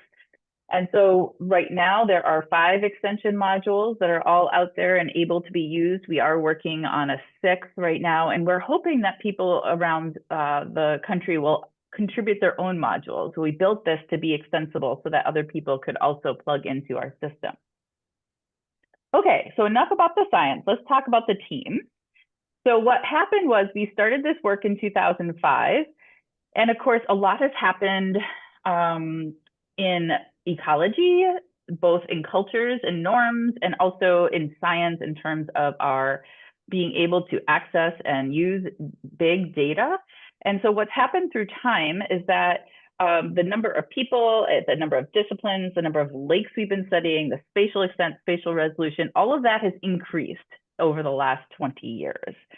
And so what that looks like in terms of teams is that in 2005, it was just 4 of us who are all classically trained limnologists who wanted to work in more of the big data limnology kind of realm, working together, pulling together data from 6 states. We were funded as part of the effort to do the very first National Lakes Assessment. And if you look, one thing you'll notice is that at the beginning, lake size, the minimum lake size to be included in our database was actually relatively large, 10 hectares. They moved through time. Our next big project, you see now there's way more than 4 people. We added, sorry, the slide got cut off there when it got moved over to Google. We added a lot more disciplines. So we have still a fair number of limnologists or aquatic ecologists, but we have a lot more people who are GIS experts, database experts, data scientists, both in the stats and computer science worlds. And now this project and the next one were both funded through the National Science Foundation, more lakes, more states, 17 states now, and smaller lakes, we were able to include smaller lakes because spatial resolution was getting better. And then most recently, our continental limnology group, some of the same people on that team, but some more different people, again, mostly bringing in more data scientists into that group. And then this is where we were just a glutton for punishment. We said, all right, we've done 17 states, why not do all 48? So I don't know what we were thinking because it took a lot of time. But now we have this this research framework that is for all of the lakes greater than 1 hectare in conterminous US. And so that's talking about the team growing, the disciplines growing. And so then the question was how do we manage this team? How do we foster a team that really works well together? As you saw in those pictures, that there were so many people that in the literature, some people would say that's not even a team, right? It's too big to be a team. And so then how do you manage in terms of having all hands meetings and then having subgroups and making sure that all of that is working well together? Unfortunately, this slide is showing you something that doesn't exist. It's not that you just build a diverse team of experts and all of a sudden best science outcomes happen. And so it took us a long time to sort of work through and figure out and practice so that we could get to good science outcomes. And so what we've done over the years is we've actually written up some of the lessons that we've learned in a variety of ways so that we could share that out with our ecology colleagues. And so I do include some of the citations at the bottom, and at the very end, I include some other ones that are from outside of our team that we have found especially helpful as well. So what did we learn? What are the take homes? One was that we shouldn't all be recreating the wheel. The science of team science is a field that really is helpful. And so we read a lot of research by people doing the science of team science Also, organizational psychology and the education and business literatures were really, really helpful. And what we found is that there are lots of things that are going to impact how well your team works or your community works or network. There's team diversity and interpersonal skills are going to affect team functioning and team communication, which then affects your research outcomes. And by research outcomes, I'm talking like an umbrella term here with lots that goes into that. And so it's not just creation of transformative knowledge. It's all the other pieces that are so important to all of us. So I'm going to just dive real quick into each of these 4 boxes to give you a better sense of what those mean. So first, team diversity means a lot of things. It is sometimes about demographics, but more than that, it is about points of view, the career stages in your team. It's about the degree of incumbency. So how much of your team has worked together before versus how much is new. There's actually research that shows that teams that have about 60 to 70% of their team has worked together in some form or fashion previously. That's kind of the sweet spot, because you need enough new people bringing in new ideas, new ways of doing, but you also have to have some comfort level and worked out some of the kinks with others too. There's also something called interaction mode. So people who are, for example, disciplinary brokers, people who can work across disciplines versus people who have a lot of depth in a single discipline, right? So those sorts of things are really important. It's also really important to have at least a couple people on each team that are people who are nodes across teams or across networks, who connect across groups. And then there's disciplinary balance. And so in our example, when we first started, we only had the 4 limnologists. And then our next group, we added in, I think it was like 1 GIS person, 1 eco-informatics person, 1 computer scientist, 1 statistician. And it worked, but it was hard, because the reality is that you need enough critical mass in each discipline so that those folks are supported by each other, that they have enough people to talk and develop really creative ideas, right? And so you've got to have that balance. So then the next team, we pulled in more of those folks so that it was much more balanced. Now, the interpersonal skills, those, lots of people like to think about interpersonal skills as just like something you're born with, and it's like people person or not. And that is not true. Those are skills that we learn and practice. And so there's 2 big groups of those. There's social sensitivity, which is things like empathy, honesty, clarity, integrity, accountability. These are all things we can be very clear about and practice and hold ourselves and others accountable to. And then there's also a component called emotional engagement, and that's excitement about the research, which typically is there right from the beginning. Everybody's excited about the research. But then there's also a commitment to the team, so understanding your role as an individual, but also as part of the collective. And then there's trust, and trust has to be earned and it has to be built. Now, on the part of team communication and team functioning, again, these are learned and practiced. So things like idea generation, communication, decision-making, time management. And time management isn't just individual time management, but it's time management in terms of how are all the people collectively on the team going to navigate their own time management to come up with a plan for the team to move forward. And then conflict management, which is always a huge one. And you think about things in this box, right? Some of these are really things that any of us were trained to do as part of undergraduate or graduate school, maybe time management a little bit. But to really make strong, effective teams, to get a lot of really great science done, we have to learn about how to do these and practice and see our science teams as a space of practice to get better at these things. Okay, so again, I said this is not it's not a direct path, that there's a lot that has to happen in between. These 2 things is you need trust, you need fairness, you need clarity, you need transparency, and you need freedom, right? You need to be able to be free to do the research that's most interesting. But the challenges are things like power differentials, unwritten rules, all the implicit stuff that we don't talk about and we assume everybody knows. perceived constraints of what you can and cannot do, conflicts. I mean, how many of you have spent so much time trying to get through a conflict just to be able to get to do the science? And then skill deficits, especially in sort of team work. So one of the things that we really came down to for sort of creating this arrow between these two boxes is the need to build the environment and the culture within a team. And one way to do that we found was to collaboratively draft and implement team policies. And this is something that people groan about, because if you say to a science team, you get a whole bunch of people together and you're like, we're going to do science. And then you say, wait, first we're going to talk about and we're going to co-create a policy. Everybody's like, no, to the science. But the issue is that if you don't do that, put in that work first and then revisit it throughout the process, the science either doesn't ever happen or it takes a lot longer. And so it's really important to spend that time. So I just want to share a little bit about what I mean about team policies.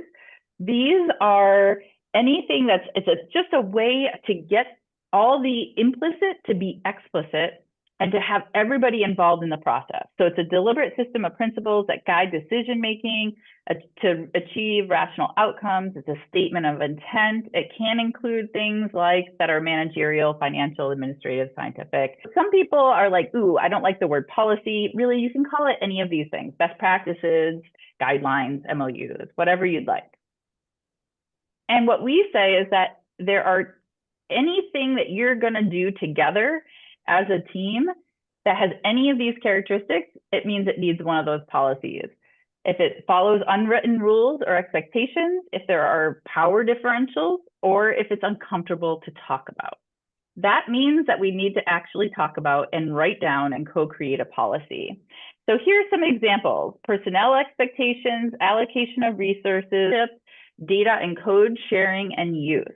And so under each of those, I list just a couple examples of things that we as a team over the years have developed.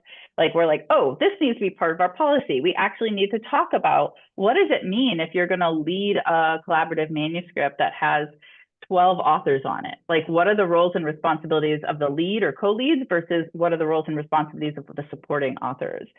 And so these are all the sorts of things that we've been really pushing to have explicit written documentation about.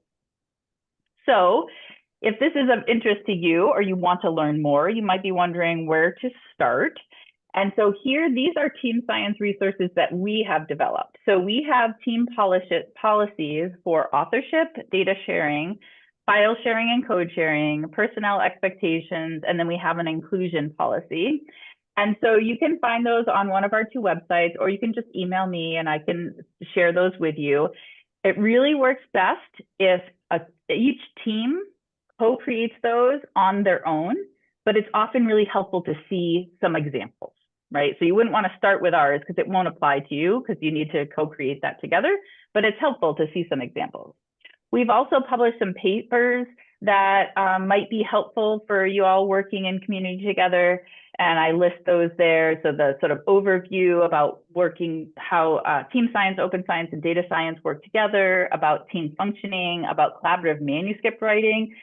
Collaborative manuscript writing is a place where there's a lot of hierarchy, a lot of power differential, and it is where the rubber meets the road in terms of early career faculty, junior scientists, having the ability to progress in their careers. So it's extremely important to be talking and working together on manuscripts. And then we have an authorship policy template that's up on Figshare too. And then the last piece is some team science resources that are from outside our team. Oh, and I will mention, I forgot to put on that last slide, we also have a case study that we published in the online ethics case study platform that's about authorship that really can help start the conversations. I'll dig that up and put it in the chat after I'm done. And so the thing, I guess my take home really is that if you really care about doing great team science, doing science in a network, really working with others collaboratively, it means you really need to seek training in collaboration and being part of a team. And so practices for true inclusion, constructive, effective conflict resolution, effective communication skills, practices for maximizing creativity, project management. Those are all things we all need to practice and learn about and be trained in. And then co-developing team policies or best practices. And then these are just a few things that we have used over the years, have found them very helpful. The NIH has a team science collaboration field guide. The National Academy of Science has the Enhancing the Effectiveness of Team Science report. The Science of Team Science webpage has lots of great resources on it. And then I just wanted to mention there's a brand new paper about creating high-performing teams in the ESA Bulletin. It just came out last month. So that's it. And I know I went over time. We did start late though too. So I will stop there. I'll dig up that case study link and put it in the chat, and I will stop sharing. Great. Thank you, Kendra. That was a great talk and really impressive work on Lagos, and just a fabulous example really for us all on building a network of teams really to achieve these much greater aims, which is of course what we're all here trying to talk about with the BIOFAIR Data Network. We're going to go ahead and launch into our next talk, and we'll hold a little Q&A time afterwards. But our next talk will be by Joe Cook about building the MIPA community. If you call it the MIPA community, you'll have to tell me. Joe is a distinguished professor of biology at the University of New Mexico and curator at the Museum of Southwestern Biology. And with that, let me share screen. And Joe, I will progress your slides, so you'll just have to let me know. Okay, great. Thank you. Should be pulling. Yeah, so I just want to place this talk in the context of what we all know is going on this planet, which is this great acceleration in both, I think that's the second slide, but both socioeconomic and Earth system trends. Next slide.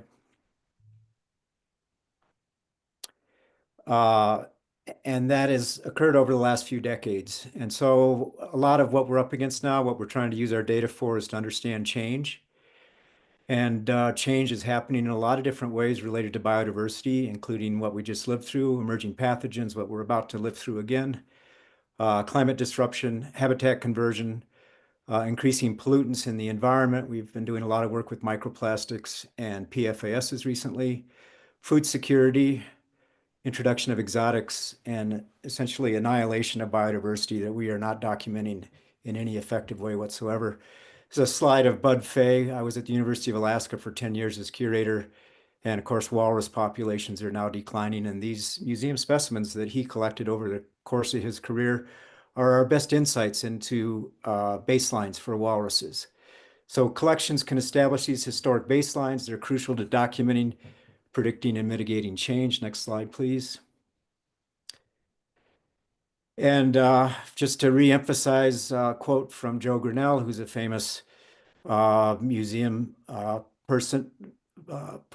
He started the Museum of Vertebrate Zoology at UC Berkeley, simply stating that the real value of specimens, said this in 1910, will be 100 years from now when we're able to go back and see what the historic conditions are. And I just want to reemphasize that museum collections provide this temporal insight, this temporal set of baselines that allow us to understand what's going on today. Next slide. In addition, museums are a little different in the data game in that they provide the opportunities for validation. So if you drop down the center there, virology has done a lot of publishing recently. 30 of 31 published beta coronaviruses and 95 of 139 distinct hantaviruses cannot be traced to a permanently archived sample. This is true for a lot of genomes, actually. Full genomes that we have, you can't go back to the original sample, so validation becomes impossible. In addition, replication of the science we know is super important. We have problems occasionally with being able to replicate scientific experiments. And extension. A lot of what's on GenBank right now is a single gene. We would like to extend that to full genomes. You can only do that if that is tied to a permanent voucher specimen, a sample that somebody can go back to and resample. That's one point, is this idea of that it's central to the scientific process. but also the idea that the specimen is a nexus, and that is it's a beautiful place to integrate across many different disciplines. And as a curator, over the course of my career, I've seen many different kinds of scientists come asking for samples to do many different kinds of studies. Today, I'm going to focus on emerging pathogens, and I would like to simply point out that pathology would be far ahead. Virology, for example, is one of the pieces of that. If the host sample was collected at the same time the virus was collected, because then we could understand host immunology. So we can really extend and learn more about the interaction between hosts and pathogens. Next slide, please. And so we've really pushed for this idea of holistic collecting. And I mentioned earlier today the need to grow our collections. We need to not only grow our collections, but we need to build them in ways that we can truly realize the extended specimen concept. So for mammals, this means that we need to collect not only an individual mammal, but we need to collect every other organism that's living on this particular individual mammal. That is the ecto, the endoparasites, the microbiomes, and so on and so forth. We need to be producing sampling that allows us to integrate across many, many different perspectives. Because of course, every tick and every flea that's growing on this mammal, living on this mammal, has their own genome, has their own pathogens. It allows us to really produce a very integrated perspective on what's taking place. And these samples then, the material on the right side of the screen there, fit into a variety of different technological approaches and feed into many different kinds of informatics and synthesis possibilities, realizing then the extended specimen. Next slide, please. So what do we know for specimens in the most biodiverse parts of the planet? It turns out very little. And so we're really flying blind when it comes to biodiversity. These are the biodiversity hotspots here. Next slide, please. And so when COVID emerged, I got to talking with someone in our biomedical campus here at UNM about their Project ECHO, which was something that had been set up prior to COVID, originally to look at hepatitis cases, basically developing community of practices around particular themes. And they have a well developed method for developing these community of practices across international boundaries. And so with my collaborators, including Jocelyn Coella, who's on this call right now from the University of Kansas, and colleagues at the University of Michigan and also in Latin America, we developed a theme to basically integrate museums and their resources into emerging pathogen research in the Americas. Next slide. So this is again affiliated with the Project ECHO methods. More than 270 people have participated in this from 16 countries. Next slide, please. And the real foundation for this is a bi-weekly 1-hour session we have, which entails a 30-minute presentation and then about 25 to 30 minutes of discussion around a particular theme. Folks presenting from the museum community, folks presenting from public health offices, folks presenting from USAID, folks presenting from different research labs across the Americas, focused on different aspects of emerging pathogens. We've had talks on, for example, caribou in Canada, talks on a variety of different themes where pathogens might emerge. 70% of human pathogens, emerging human pathogens, come from zoonotic or wildlife sources. Next slide, please. This community of practice, most importantly, has been important in networking across folks that wouldn't otherwise talk to each other, to identify opportunities and challenges that are in common between our different communities, and to diversify collaborations and different possibilities. The biweekly discussions I mentioned, we also have been really focused on building local infrastructure and capacity. If we're going to get anywhere with regard to these big questions of change that are related to biodiversity, we have got to build local infrastructure and capacity in biodiverse countries. The colonial approach to biodiversity and to natural history collections and to emerging pathogens is not really effective.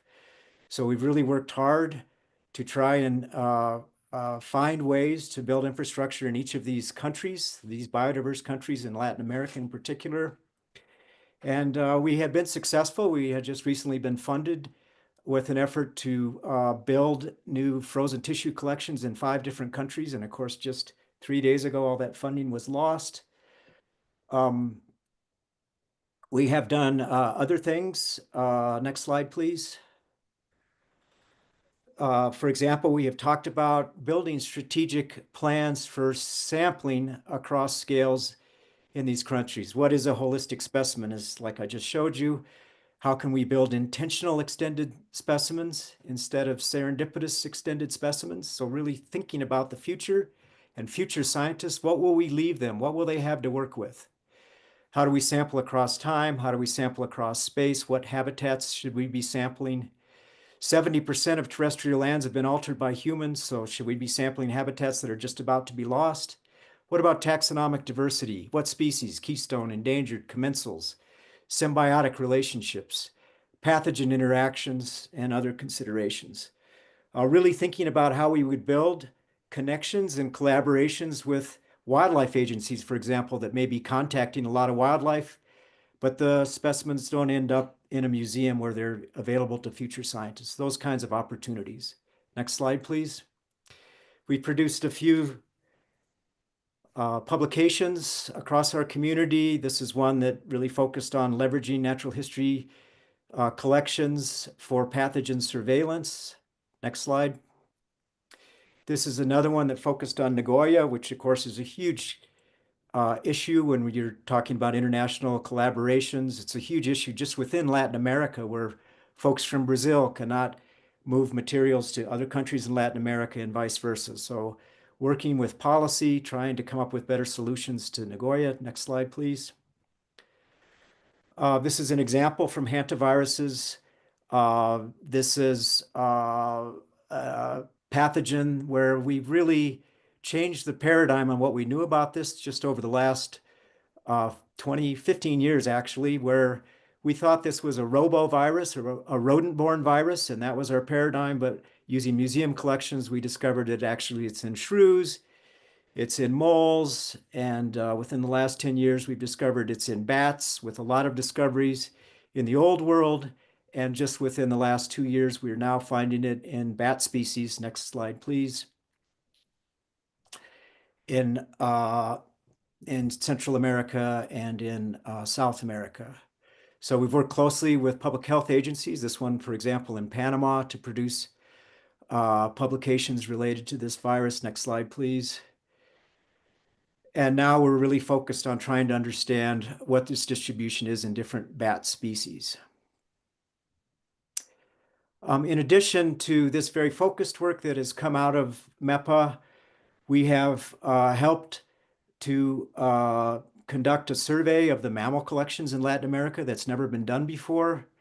So we've now surveyed 170 mammal collections that represent over 750,000 mammal specimens across, I think, 12 countries in Latin America.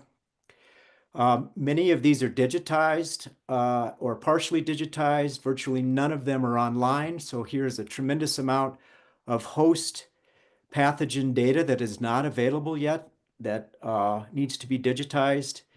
And so we're working to change that now as we put together a manuscript that just will identify what those collections are so that we can take the next step towards digitization. Next slide, please. So again, this idea of building next-gen collections and data for One Health. One Health, honestly, in a lot of ways, has come out of the biomedical community. It's truly been primarily half health for most of its time because it has not really engaged the ecologist and the evolutionary biologists. We're trying to work on that to bring the biodiversity infrastructure in the case of museum collections into this.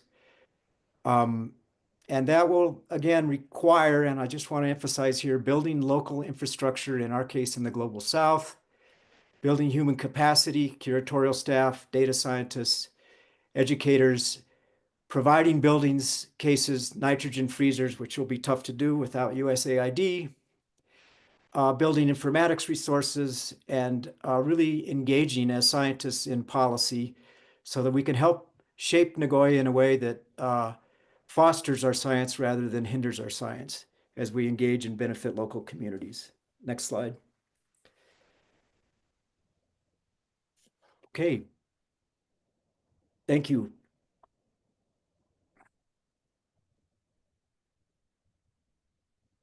Thank you very much, Joe. That was a fabulous talk and just really amazing work. I'm kind of blown away.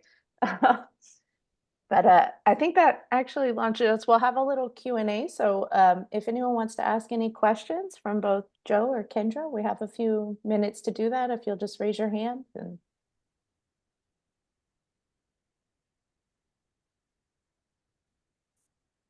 Joe, I just want to say directly, thank you for bringing up the sort of elephant in the room. The big goals for what we want to do in the context of what we see happening around us at the moment. And really appreciate you continuing to point out that to do this work, the human infrastructure that we need in order to do it.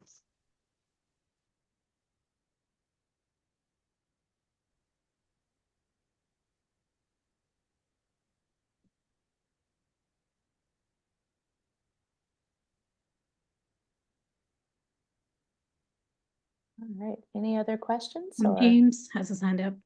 Oh, okay. I cannot see it. Go ahead, please.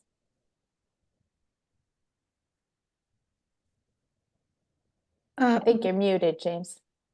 He's not muted, but we can't hear him. Oh.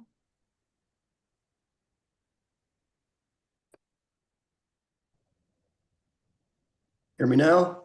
Yes. Excellent. Great talk, Joe. As always, my comment, I see I'm looking up at the screen because you guys are high for me. My comment is, in my talk later, I'm going to talk quite a bit about, parasites, pathogens, transmission, because it's part of this project that I'll highlight.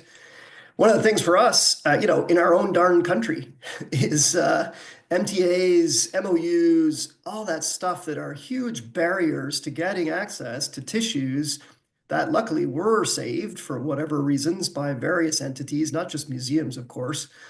And just, man, looking at that at a global scale versus just trying to do it in your own country where you'd think that wouldn't be hard. We're like 2 years in and still haven't worked out material transfer agreements to get a hold of tissues to do sampling. Yeah, I think a lot of it is just the reluctance of scientists to participate in policy. And I think that is why we're in such the state we're in right now, honestly. I mean, I'm a mammologist. I go to the American Society of Mammalogists meeting annually, and there's still debate about whether that society should be involved in policy. A lot of, I think it's just our traditional training that we do science, we provide the data, and somebody else does the policy. So yeah, it's clearly we need to engage more and work on these barriers. It's interesting because it's not like anybody's against it. Everybody thinks this is good to do.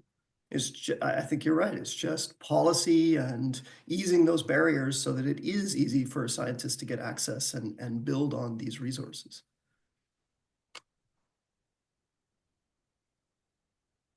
Thanks. Joe, can you give us, Jonah has his hand up. I was going to ask about the policy part where recently someone was sharing how hard it is at their university now that the biohazard people on campus know that the specimens have potential to carry a virus, and they need to negotiate that now that do museums need fume hoods, et cetera, and all that for dealing in special practices. So perhaps there's something there you could address how you've done that or how others can take on that decision. I mean, that discussion about how to do that. It's hard. Yeah, I mean, you work with your institutional safety board, and you definitely want to have safe practices. Yeah, I think a lot of times we are learning more all the time, right? Mm-hmm. Everybody should watch. What's going to come on very strong here in the next few years is prions. Chronic wasting disease is moving way beyond deer. And we're going to be hearing a lot about this here in the United States very, very soon, in Canada. Right, it looks like Donut, you have your hand raised. Yeah, thank you for this very interesting talk. I mean, you talk a lot about collaborating between like 170 institutions in the south and the north. So how do you deal with all the names? I mean, you have all these collections, you have identifications, and you have names. And how do you make sure you talk about the same species? Do you have some reference nomenclature, or how do you do that? And how do you deal with all the viruses involved in that respect? Right. Well, so for mammals, we have resources. I think what is emerging is, at least in the Americas, as the resource is the Mammal Diversity Database that keeps track of the 6,600 and some mammal species names and tries to update that on a regular basis. So we're moving from what used to be a publication coming out every 10 to 15 years to an actual database now. The same way with the viruses, that there's an international convention for virus taxonomy, and they have been upping their game. They're requiring full genomes now for hantaviruses for new descriptions rather than just partial genomes. So all of this is, in evolution and progressing. But do you talk with GBIF about this? In terms of, I mean, they have a lot of like occurrences in those countries. I've also used names, and then you have another name system. No, I have not had direct conversations with GBIF about taxonomy. No. And with regard to the Latin American collections and their taxonomy, we are just at the stage of identifying the collections. So we haven't taken that next step to trying to integrate the databases across, right? Most of them are just databases on someone's computer, all of them actually at this point.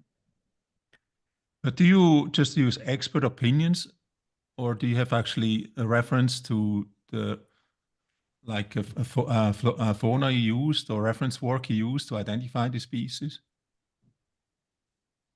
In the individual collections, yeah, there are references that folks use, absolutely, to identify the species. And, clearly in all of our collections, there are errors, and hopefully through time we fix those errors. Taxonomy changes, it's very dynamic. And so all of that gets tracked, hopefully with a database that is robust enough to do that. Not all are. Great, thank you. I think we'll take this one last question from Mike, and then we'll move on to our discussion topic. Mike, go ahead. Great, thanks. I'd like to thank both the speakers, two excellent presentations. Joe, I do have a question for you though about, I liked your emphasis or distinction between sort of accidental extended specimens and actual intentionality. And I'm wondering if you could comment just a little bit more on what you mean by intentionality. Are you talking about the holistic collecting? And so at the collecting stage, or what comes after, or both? Yeah, no, I'm talking about the collecting stage, both what we collect, how we go out and sample, but also then with each specimen, what we actually preserve. I mean, as a curator, my job has changed dramatically in 35 years from serving primarily taxonomists to now serving a whole lot of ecologists and pathogen biologists and now contaminants biologists. And they need different kinds of preservations, right? And so we're trying to, in the mammal community and the mammal collections, to build collections that will serve many different kinds of investigations. We were fortunate at the University of New Mexico. My major advisor at UNM, so I got my degree at UNM and left for 15 years and came back. My advisor started a frozen tissue collection in 1979, one of the earliest frozen tissue collections, really based on his experience at Texas Tech University. And so, because it was started very early, we have been able to build a very, very large frozen tissue collection that is used by a lot of different folks for many, many kinds of studies that we never would have guessed in 1980, right? Where we were doing starch gel electrophoresis. Wow. Thank you. All right, we're going to go ahead and move on to about a 20-minute discussion. And let me just share the screen to get us oriented here. And actually, Joe, all that tees us off really nicely for this discussion. So well done. What we want to talk about is really this main question prompt, which is, what would an integrated data network enable that is not possible now? And we want to think about this both in terms of the research questions that we can ask of an integrated data network, but also their applications, just as Joe was just talking about. And so some examples of these questions would be things like, how do human activities and environmental change, including climate change, in one system generate cascading effects across adjacent and distant systems? You can imagine that involves a lot of different pieces of data into that. Or an application being creating an early warning system for emerging pathogens. How health departments access zoo data to track new zoonotic diseases. So we have a Google Doc, if everyone can check that out in the links. I'm going to stop sharing so that we can actually see each other in a discussion.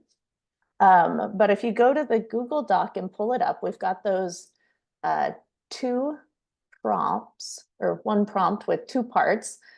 Feel free to type ideas into here, both research questions and applications, or and we can also talk about this openly, and folks will be capturing those comments as we go.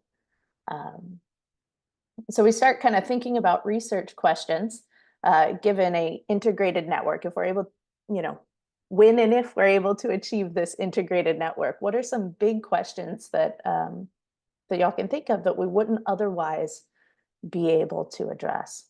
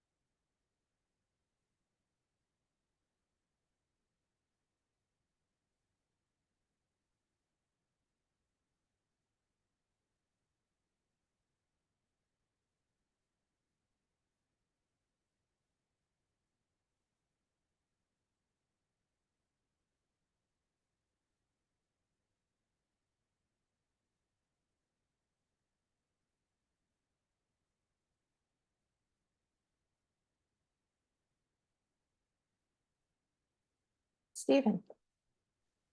I don't know if this is, sort of outside of the scope of this conversation today, but it's very much on my mind these days, which is I wonder if this network could be used to help develop sustainable funding mechanisms across all these different institutions, distributing risk of over-reliance on things like the NSF. I think that's completely fair. Right now everything's very piecemeal across tons of different people grabbing for little pockets to help sustain something a little more centralized, or at least the effort a little more centralized could be nice. So might be a good one for the applications section, right? Sorry, go ahead. There are a lot of billionaires out there. Maybe we could find one that would help us with sustainability. That'd be great. On that note, I started to wonder on the other comment, but this recent one from Joe. I was watching a video about in Japan how the early warning system, they all have an app on their phone, and they all have it. And as soon as there's seismic data that pops up, their phone shakes and they get an alert right away, right? So we talk a lot about early warning systems. I myself would love to hear more examples from y'all. I don't know of any yet myself, at that level of, on my phone, I get some sort of alert. So I was thinking of wastewater surveillance, things that we see and hopefully we'll continue to see more of that help us understand what's happening around us, around a parameter that we haven't necessarily had or might have less of with less funding. So thinking about that sort of long-term funding of those things, because that's an avenue of data that would allow to build some interesting early warning opportunities. I see somebody put the early warning systems in there, but apps, in other words, who does that early warning system serve? I think that's a really good thing to think about and kind of add into those as we think about it deeper. Like who does it serve and what specifically? Because you can imagine a lot of different utilities of early warning systems. That's great.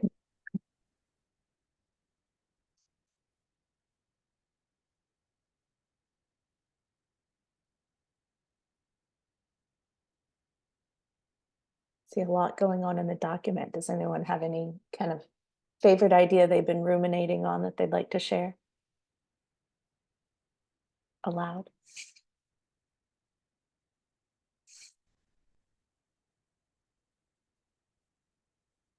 Maybe. Yeah, maybe just to, I don't know which category it fits in, but to take a page from some of the talks we've heard today, I think the BIOFAIR network can also enable a lot of the putting together of people and the people networks that is important to making the research happen and the management happen and all of that kind of stuff. And I think I see Andy typing away in there about the Action Center too. I think a lot of these points fit well into discussions that we've had about some of those things, which include both kind of the data and the people and the applications and all of that stuff, and a place to put all that together. Like, where does that happen? We need sort of an umbrella for all of these things to happen. I know that's a lot to happen in one place, but to at least coordinate among those things happening. Yeah, I really like that. That really goes back to Kendra's talking about the teams of people too, and those different experts. We tend to know our own fields and our own people the best, right? But how do we coordinate with other groups? How do we even find the people to cross over these expertises? That does need to be somewhere. Just even in this group, I was writing down some names like, oh, I need to talk to this person about. So these networks are really helpful for that. Yeah.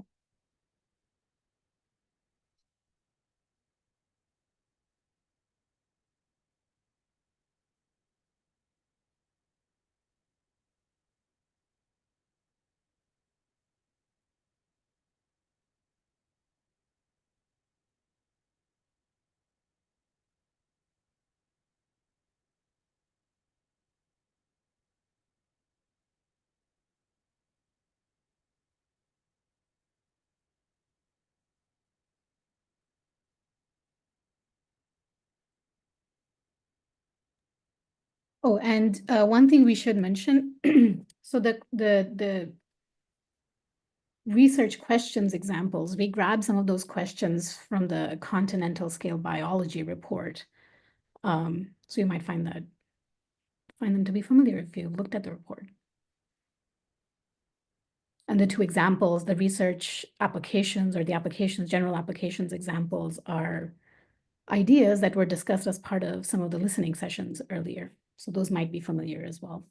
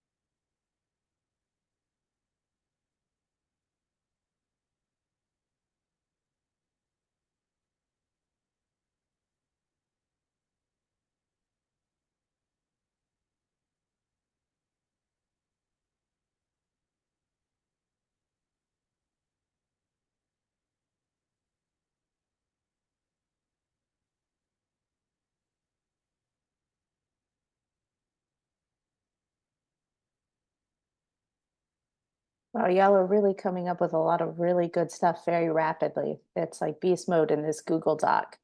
We'll let this go for another few minutes, probably about 3 or 4 minutes. We can always keep come back and add things if you think of things later. But if there's anything you'd like to kind of share as a part of this discussion, we'll have just a couple more minutes.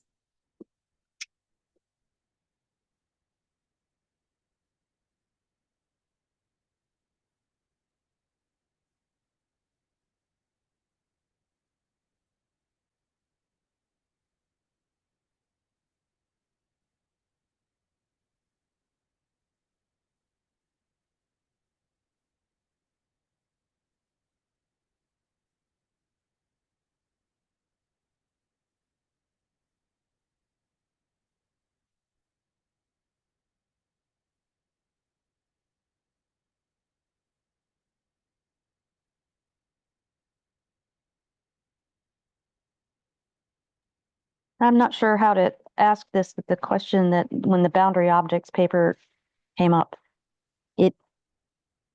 to me, that's a key example in that paper, if you haven't read it, is that it's humans who are interested in a particular specimen in the wild, but one person wants to gather it for their collection. The other person wants to get rid of it because it's eating their sheep. And so they both have a need, and they have to have this interactive conversation across that object in order to achieve both of their goals effectively, right? Which is what we're talking about here in a sense. So that's why I was saying, like with the early warning systems, this notion of who are they warning and who benefits, who can contribute.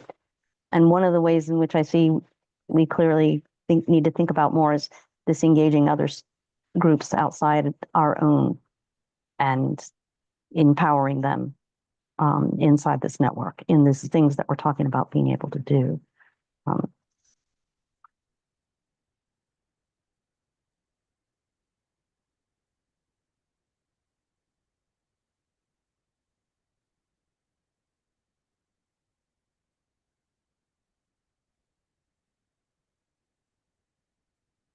That takes work, right? That takes that sort of outreach, marketing, communications, awareness, takes a lot of work to do that.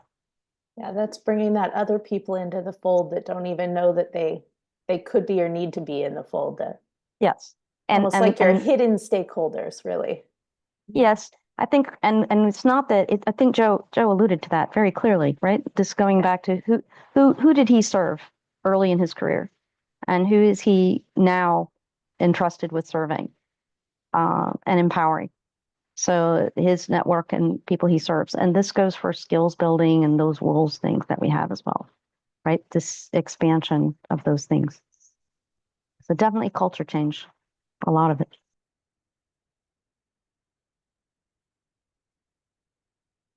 All right, let's take a minute or so to try and wrap up thoughts y'all are currently on, and then we'll regroup and move on to our next 2 presentations before we take another break. And fabulous work, everyone. This is amazing.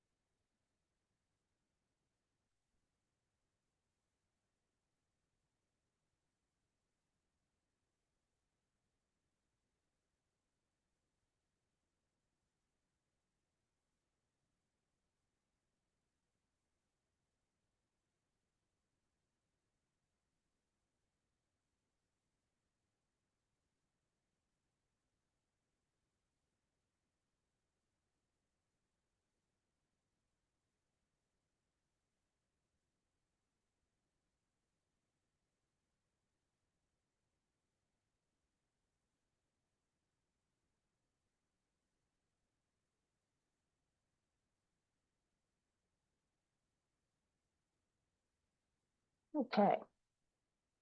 All right. Hope you all at least got through the thought you were just on. Again, thank you for that discussion.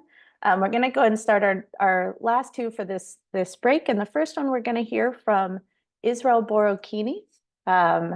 and it's going to be about challenges toward building a globally equitable BIOFAIR network. And Israel is the assistant professor at Montana State University. Israel, when you're ready to take it away, I'll progress your slides for you. Thank you so much, Dari, and so nice to be here. Thanks for the invitation. I really appreciate that. I just finished teaching a class a couple of minutes ago and jumping in here, and I'm so glad to be here. So I'm going to be talking about the challenges of building a globally equitable network, and I'm going to be using wearing my hat as being originally born and from Nigeria in West Africa. Next.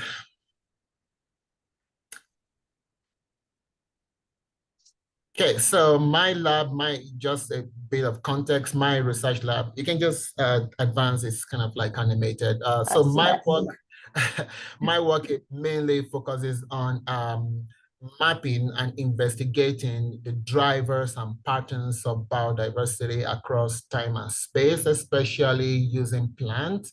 And so my work focuses on from local to global scales, and I work across several levels of biodiversity, including phylogenetic, functional trait, species richness or species data, community diversity, and of course, integrating those with ecological and geospatial data. And I use my work to inform things like ecological modeling, doing field surveys, downloading data from open access databases, and using that to guide or inform management practices, including management of species at peril or even invasive species. Next slide. And so, of course, that leads me to saying that there are about several levels of biodiversity, and I work across all these different levels of biodiversity. Next. Okay, so we know studies have shown that taxonomic richness of species diversity increases as we go towards lower latitudes or towards the equator, as what is now known as the latitudinal diversity gradient hypothesis, which means that there's a lot of biodiversity across different taxonomic groups found in areas close to the equator, which unfortunately many of these areas also tend to be areas that have developing economies, which means that there's a lot of dependence on natural resources for biodiversity, for livelihood. Next. And so, but unfortunately, even though we know that these regions have high biodiversity, which is from extrapolations or simulated data based on what we know, we also know so well from what is now known as the Wallachian shortfall that biodiversity information survey data is lacking for many of these regions, as we see on that graph on the left side, showing that areas close to the latitude, to the equator, which is in the center of that graph, have limited survey data or density of survey of biodiversity information compared to areas that are close to the north or south poles. And again, looking at a study that was recently published showing information on the sampling events of various mammalian or vertebrate species using Africa as an example, and seeing areas where there's little information, only one or two sampling events, and only a few areas where there are pockets of high density survey information. Next. And so what are the challenges for building a globally equitable FAIR? And I will be focusing mainly on Africa as an example of the global South, but most of the things I will be talking about will also translate to like Southeast Asia and South America, and how we can build these linkages with the global North. And so these are some of the problems that I see as challenges, which I will be talking about then in the coming slides. Next. looking at, so there's various declarations, and so we can advance the slide. I think it's a little bit animated. There's from the Monrovia Declaration of 1979, the Lagos Action Plan, the Khartoum Endorsement, and the 2015 African Union Science Technology Strategy. What do they all have in common is that since the early 1960s or in the 1970s, African countries have dedicated or committed to allocating at least 1% of their GDP to research and development. But sadly, to say that up to today, almost or only one country has been able to reach that. As you can see from the graph, only Egypt as of 2022, I believe, and the rest have not been able to allocate 1% of their GDP to research, which means most scientists in these regions are using their money to do research. Before I started my PhD, I have published about 50 papers before coming to Reno to do my PhD. And I literally had to use my money to do all the research to pay for the publications of those papers.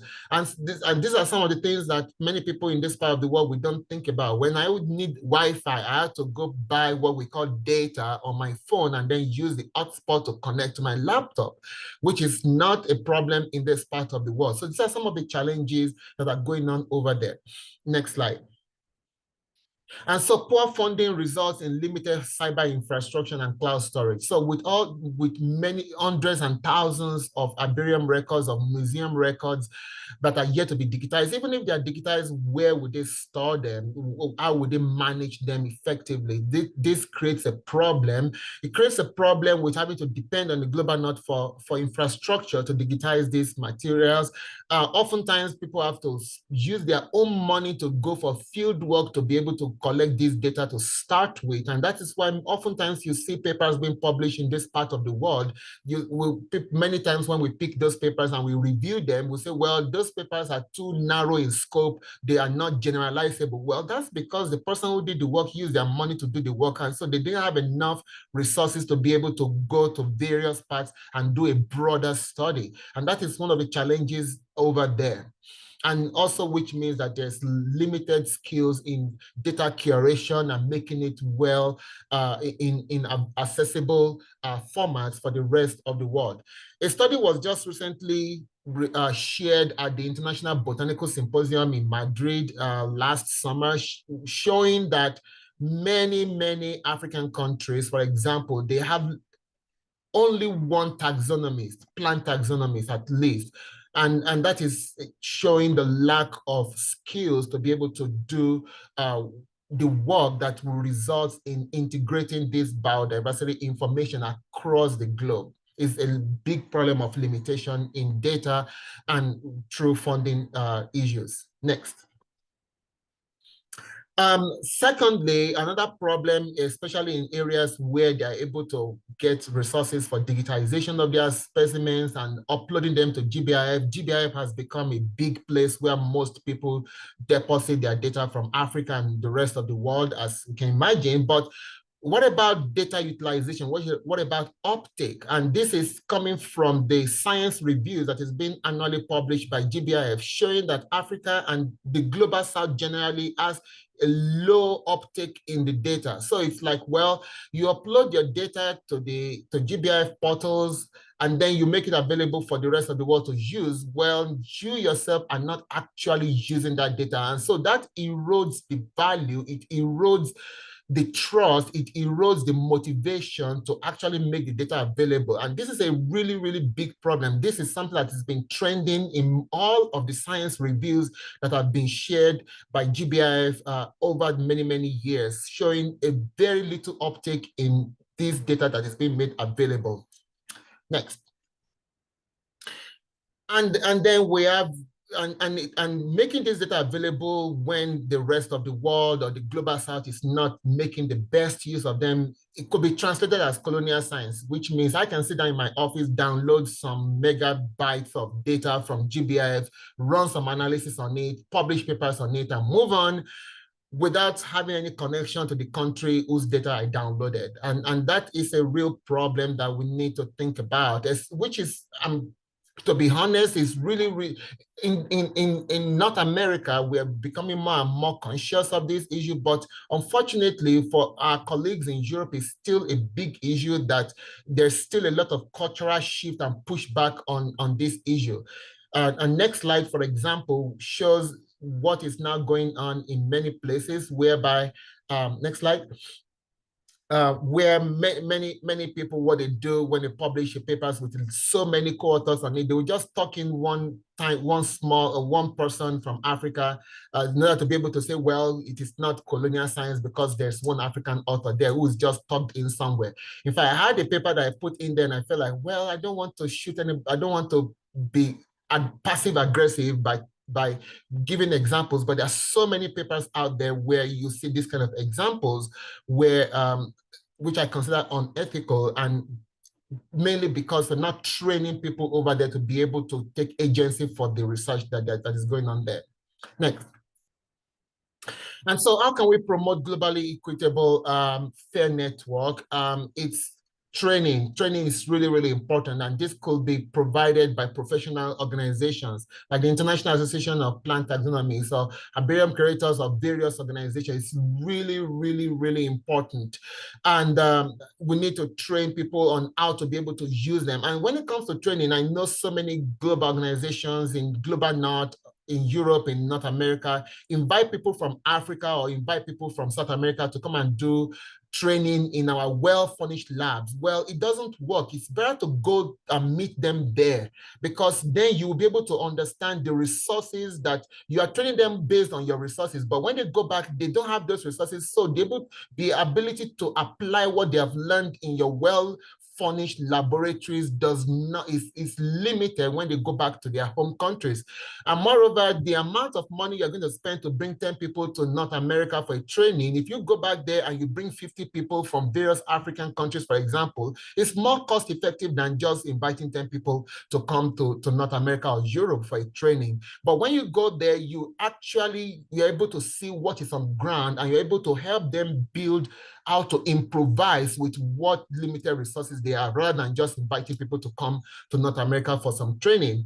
And also, it's really, really important that GBIF needs to acknowledge and pump in support, especially for training on how to use the data that has been deposited from Global South, so that the Global South scientists can be trained to know how to uptake and use this data for their research as well. And diaspora scientists can help in this. This has been one of my passions for a long time, of training people in my home continent on how to make the best use of this data. More importantly, I know there's so many people in the Global North who have passion about helping the Global South, but one thing is really important: if African leaders do not buy into it, it will not be sustainable. The African leaders need to take responsibility for providing financial support for their scientists, for supporting R&D in their respective countries. And that is really, really important. The accountability and the responsibility lies on them. The cyber structure, internet bandwidth is really, really important. And as well as using myself an example and many, many other diasporan colleagues across North American universities, we need encouragement from our home universities to be able to develop and develop strict anti-parachute science, to be able to support and do research in our home institutions. Next. Also wanted to bring in the issue, this is more like a digression as my time runs out, just a digression, that the NCBI, which is where we have the GenBank data that I use personally for building phylogenies to do phylogenetic analysis for my research.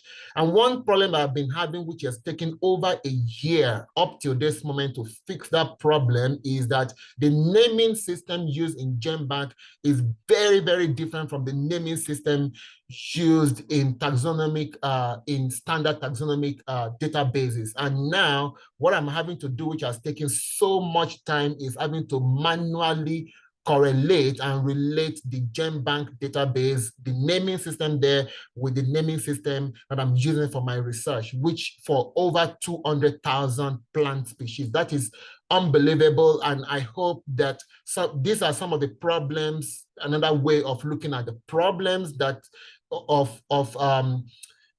limitations in data operability, in data integration to be able to answer important research questions. And I hope in the near future that this issue of NCBI GenBank issues will be addressed, because it has cost me over a year of having to manually correct these issues, and really, really important. And I feel like this is a good place to talk about that. Next.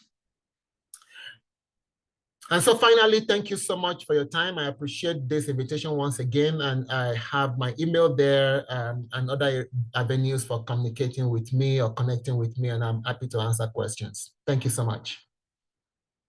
Thank you, Israel. That was an amazing talk, and thank you very much for sharing your very insightful perspectives with the group. Andy, go ahead. I've got a quick one for Israel. So being a fellow African, you mentioned obviously engaging the leaders of these African countries is extremely important and making sure that they support this effort. That's obviously beyond our control. Do you have any mechanisms that have been successful in terms of engaging these leaders and making them aware of these kinds of things? No, I don't, sadly, but it's a message that I think needs to be resonated, that African leader or African scientists or global South scientists shouldn't just necessarily rely 100% on the global North funding, which is what is going on right now, because it's just not sustainable. I believe one of the ways that some individually we may not have a voice, but through, for example, professional societies that are local in each country or each continent, attending meetings like United Nations IPBES meetings, where the ministers of environment or science and tech for various countries come to, or African Union, say, Association of Ministers for education or research and things like that, or using the voices of like the African Association for Association of African Universities and some of these other collective voices. I think it's a good place to start. And I used to be a president of a professional society where that was one of my messages. That was one of the things we do, of being able to shame leaders, political leaders, for one of the things they should be doing, which they are not doing, which is providing support for research in their respective countries. Thank you, Andy. Thanks. Stephen, go ahead. My question is also for Israel. I've been thinking a lot lately about getting training into universities in the United States, just because it seems to be lacking in most science degrees. With respect to training of data management, for example. And even when training is there, I often find that it's not necessarily, people aren't necessarily interested in it until they absolutely need it. And so I'm curious, do you think that if somebody was to take your advice and try to bring resources to Africa to train people, would it be more effective to do so through universities or through, independent organizations like the one you just described that you were president of?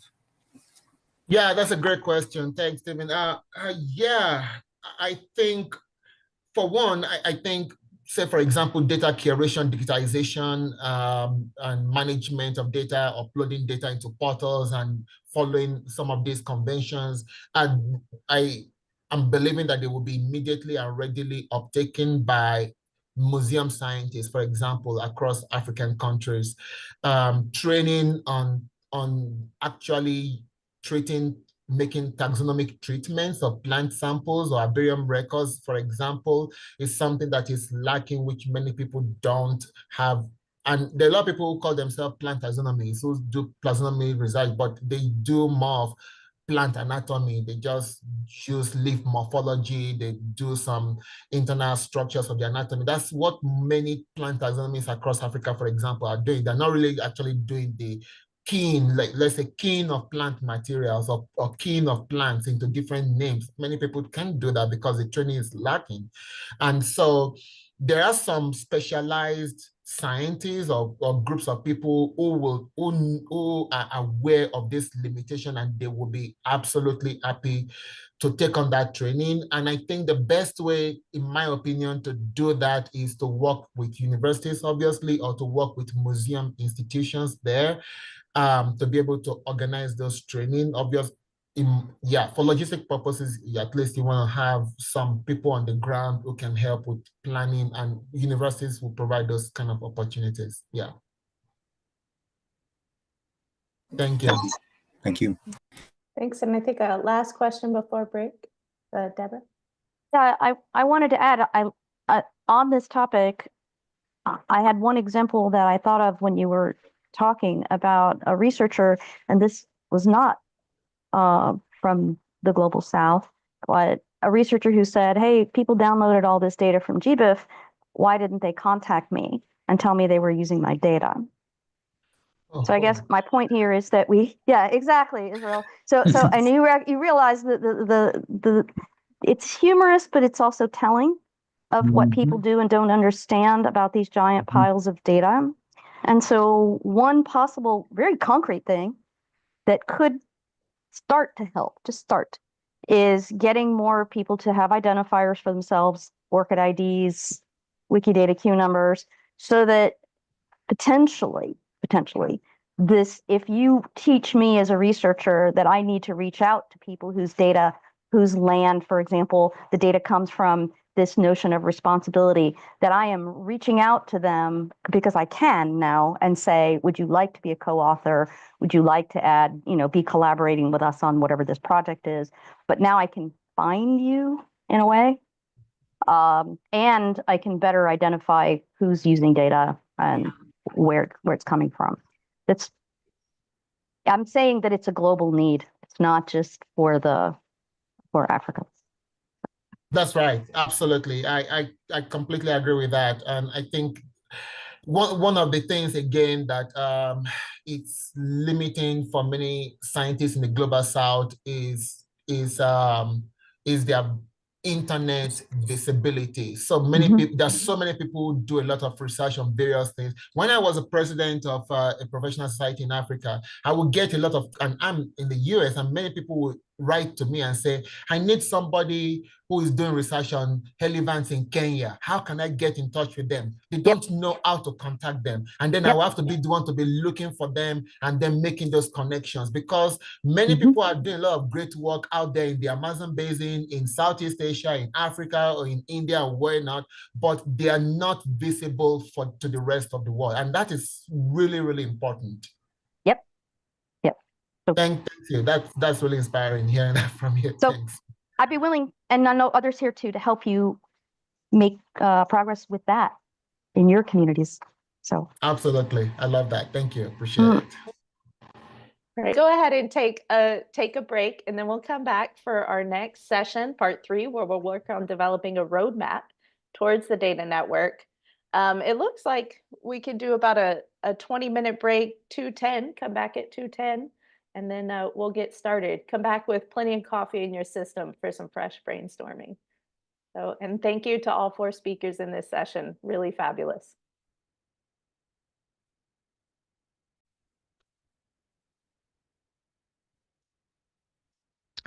Let me do this first.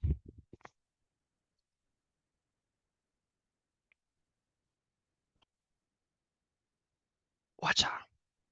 Okay.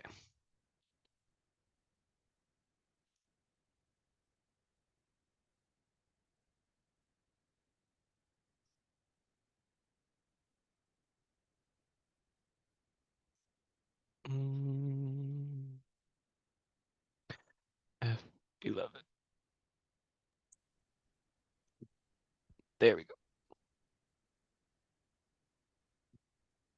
I was gonna say, I think it's about time that we get started. So I think we'll let people bring up their cameras again, and we'll start our last session of the day, or second to last session of the day.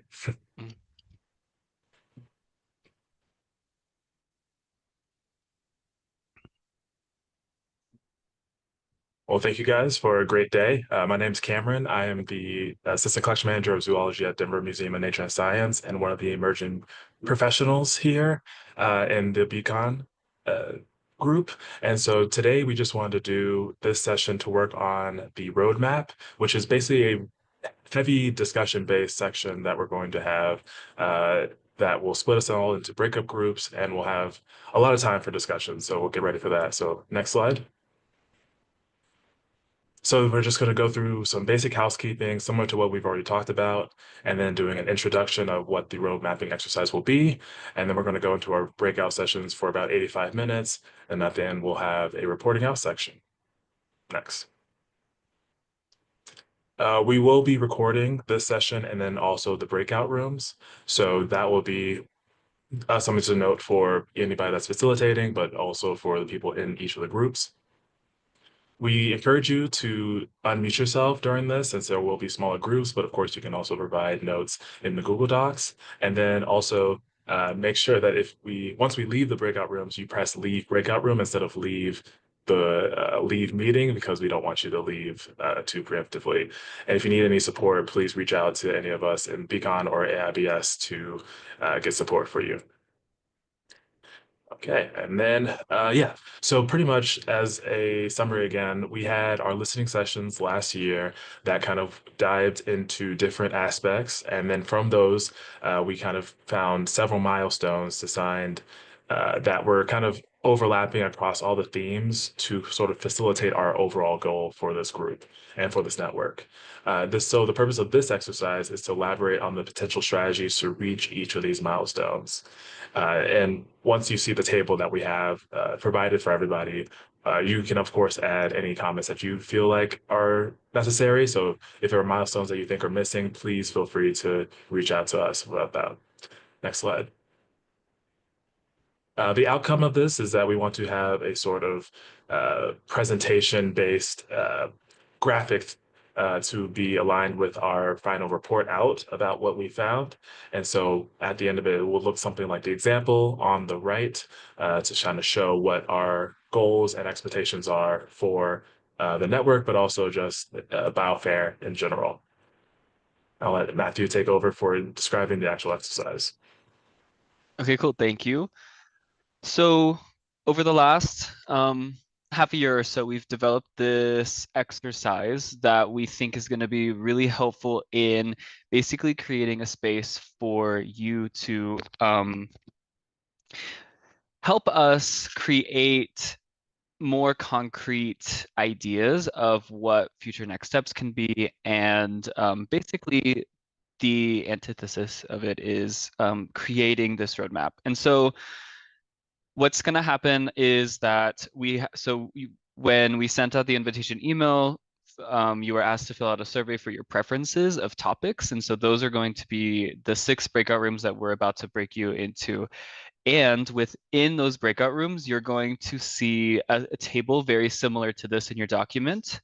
And so what kind of just an explanation of the table before we get into our breakout rooms is at the very top of your document, you're going to see the identified need. And from the listening sessions, we were able to pull out 6 clear identified needs. So for this example, we're using established sustainable funding models and streamlined infrastructure to ensure the long-term reservation accessibility and usability of key biological and environmental data resources. And so you will see your identified need at the top, followed by a more in-depth description of what exactly that need is. And those were pulled from the summary report that our BCoN team put together post-listening session. And so our table has 5 columns and then multiple rows. So at the top, you will see on the far left in bold are going to be milestones. And so we are defining milestones as pieces of actionable, basically what we can do that are mini actions that will help us once they are achieved, once those milestones get reached, will help us move towards that identified need, really, what's the word I'm looking for? Accomplish those needs, basically.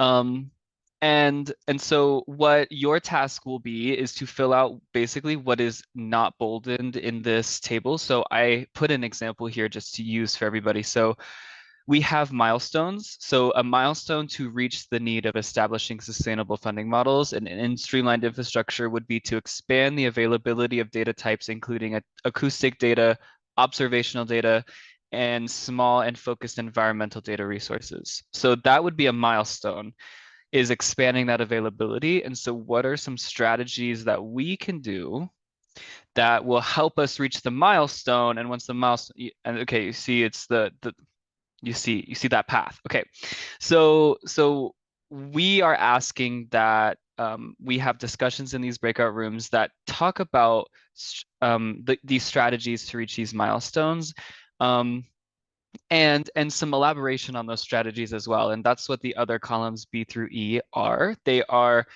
for instance, one strategy would be to create a master catalog of data types. Okay, well, what kind of short-term outcomes would we expect if we were implementing that strategy? And that would be to actually create the catalog and populate it with at least 15 different data types.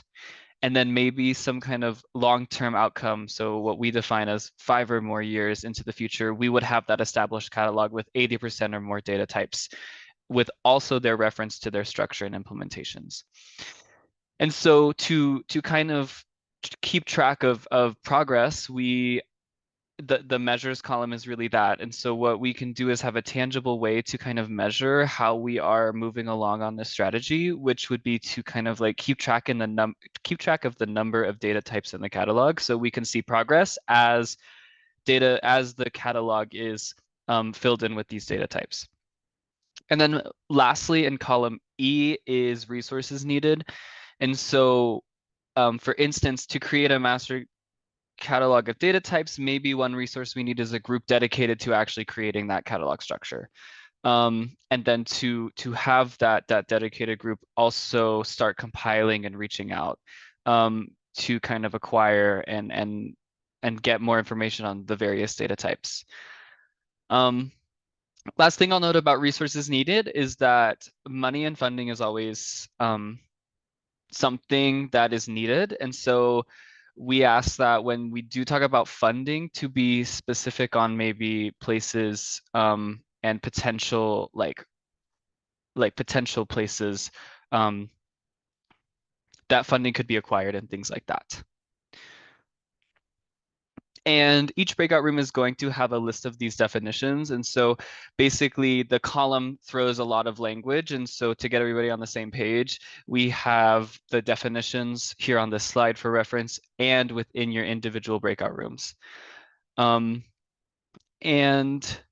so let me just check. Okay.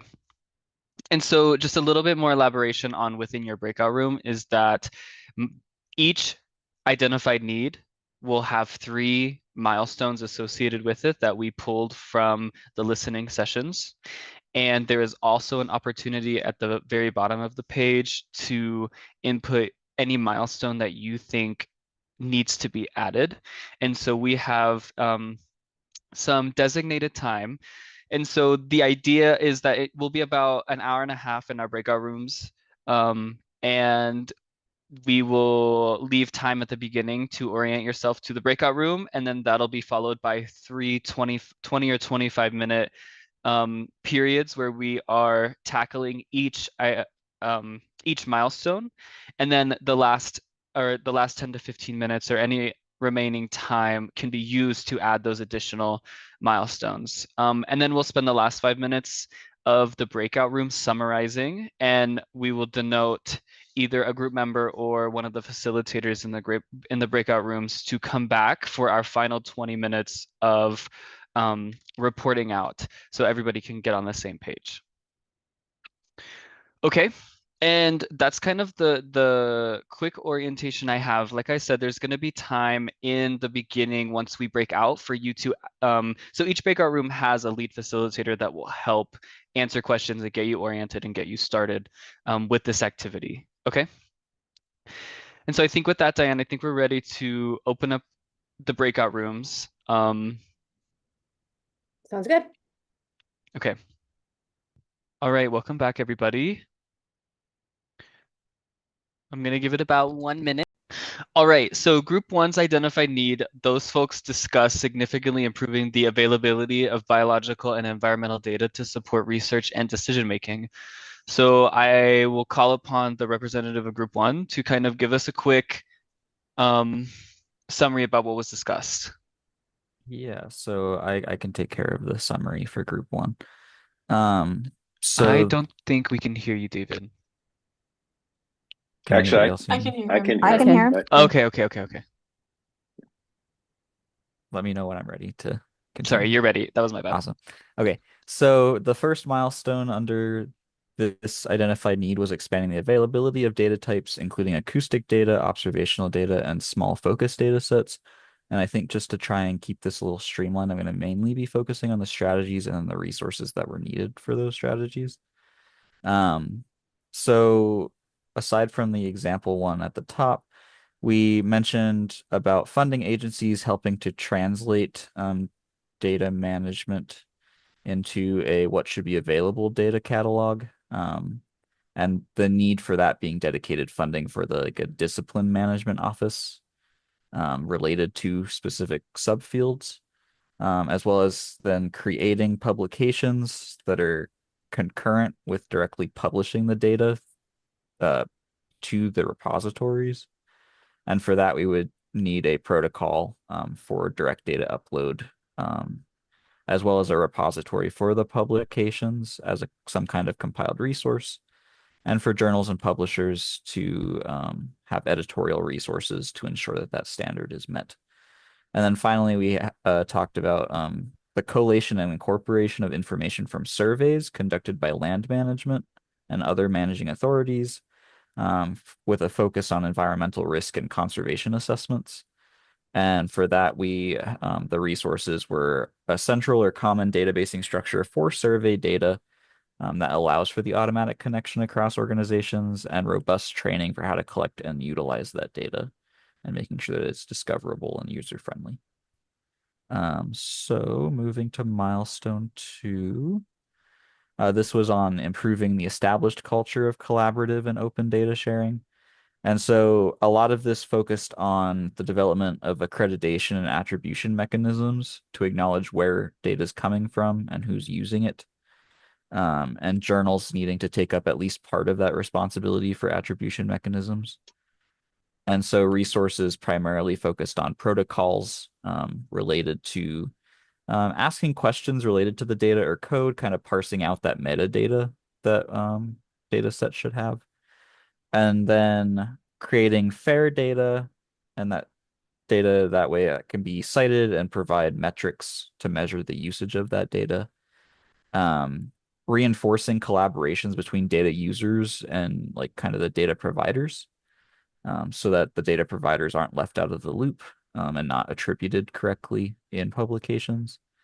And so for that one in particular, we identified mechanisms or requirements for data users to collaborate with the original agency, because they would have better in-depth understanding for the source of that data and be able to explain the metadata a little bit better. And then a general push for repositories supporting FAIR standards was the last strategy. And then in the last milestone, enhancing data integration with existing compatible data infrastructure projects, we talked about incentivizing repositories to create connections between currently available data repositories, and kind of with that, having a common data model between those repositories. So the resources needed for that were both on the personnel side, so dedicated data managers for the development and integration of that data model, and kind of the cultural side of kind of requiring a shared interest in data integration. And so an example of that might be, what's a motivating research question for using the data, and that focusing our integration efforts from that research question. And with that in mind, it kind of comes down to the last 2 strategies as well. So like discussing with funding agencies to invest appropriately in both data storage and management, and identifying major funding positions or areas for data integration to promote research. And then making research questions as the major motivator for where data integration efforts should be prioritized. And a lot of that came down to generating resources and greater investment in advocacy for scientific infrastructure, particularly in kind of the political sphere. And then publications within the related domain should be made more accessible, as well as funding for the development of the links between infrastructure projects and to make the data fair. And I think that covers it. Awesome. Thank you. I was the facilitator for group 2, and so I will go ahead and share. And then if any folks in my breakout room want to chime in at the end, you totally can. So our identified need was improving capacity for data integration. And so our first milestone was encourage the use of resolvable persistent identifiers throughout the data lifecycle and document detailed metadata. And discussions around this topic really, we talked about things like the level of DOIs. So DOIs expanding across scale from an individual's DOI to an individual data set's DOI to like an aggregated data set from individual data sets DOI, and basically thinking about how we can identify all of those and create these DOIs that are not resolvable, and thinking about basically how we can have, let me scroll down just a little bit. How we need basically some kind of funding that can mint those DOIs and keep them sustainable, sustained into the future, I should say.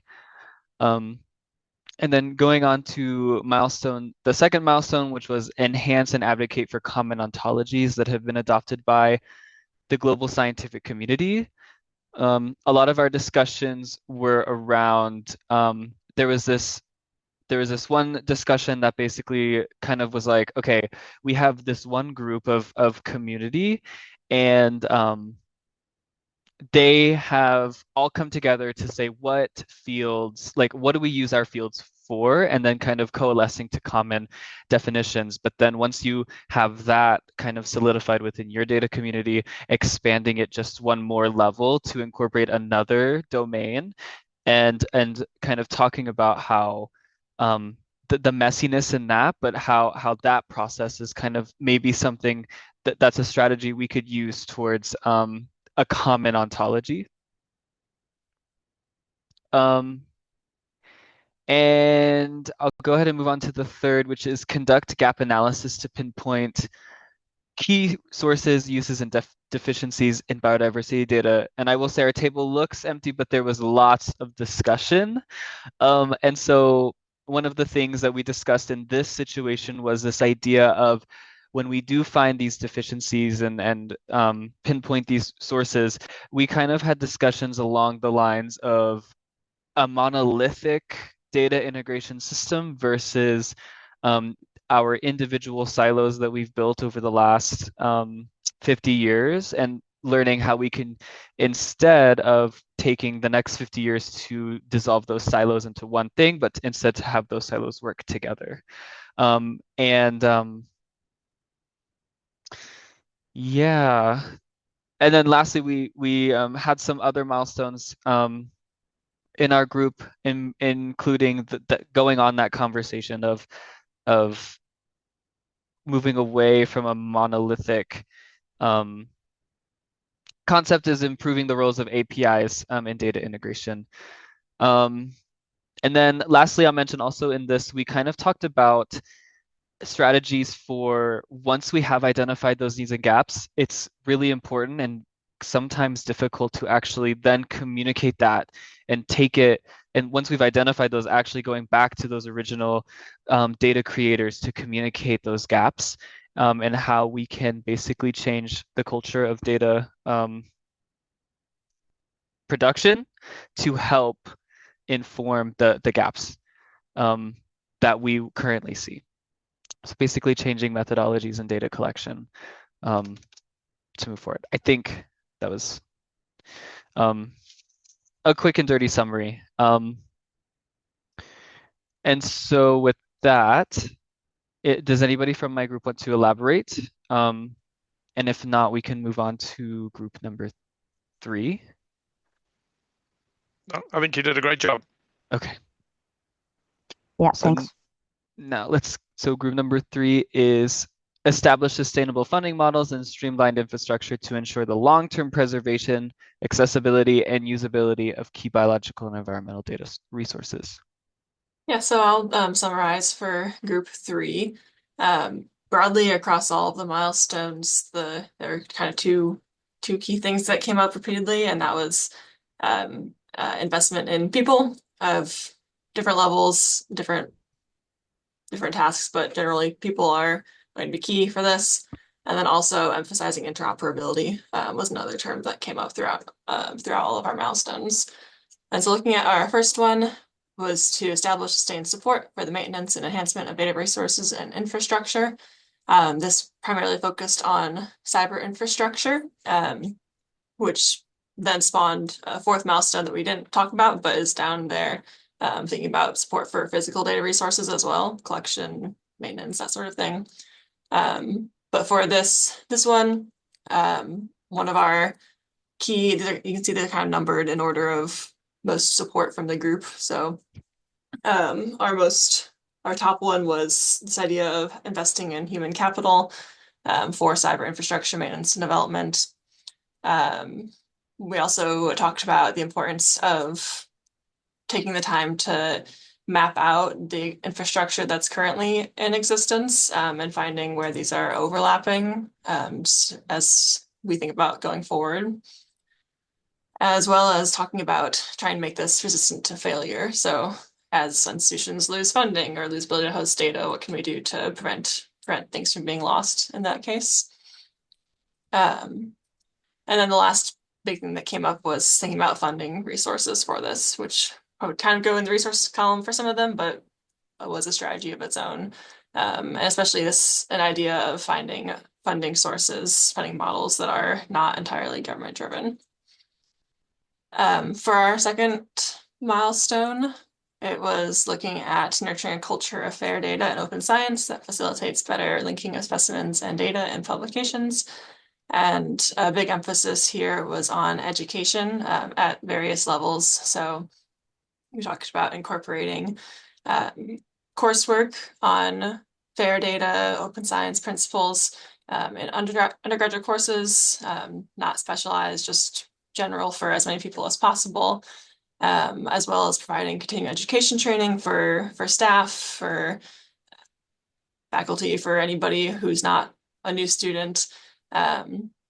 And as part of this, educating people about ORCID and making sure people are set up with that so that they can properly attribute specimen data when they use it, and also their own data can be properly attributed when it becomes relevant. The other kind of angle for this milestone that we talked about was thinking about publishers and professional organizations and ways that we can try and normalize and standardize them pushing for fair open data. Many journals do require it now, but with various levels of standardization, of checking on it, accountability. So try and make this the standard where everything that you submit is just assumed that you'll also have your fair open data associated with it. And then for the third milestone, which was identifying and establishing common practices that streamline infrastructure across existing aggregators. This, I think, ties in to the group 2 discussion a bit, but there was a lot of talk of developing ontologies to facilitate data sharing between providers and aggregators. Again, we had this idea of interoperability as being essential to this milestone. And one thing that we talked about in trying to make some of this actually happen is making this more of a paid position. So people brought up Tadwig is doing a lot of work on this front, but it's volunteer based, and it's hard to convince people to continue working on this entirely volunteer. And if something comes up, then your couple of volunteers are gone, then you're are facing a lot of issues in that regard. So those are kind of the key points, make sure milestones. If anyone else in the group wants to jump in, go ahead. But otherwise, I think we're done. Awesome. Thank you. All right, let's move to group 4, which was build a robust training infrastructure to equip researchers, data managers, and early career scientists with the skills needed for the effective use, sharing, and maintenance of biological and environmental data sets.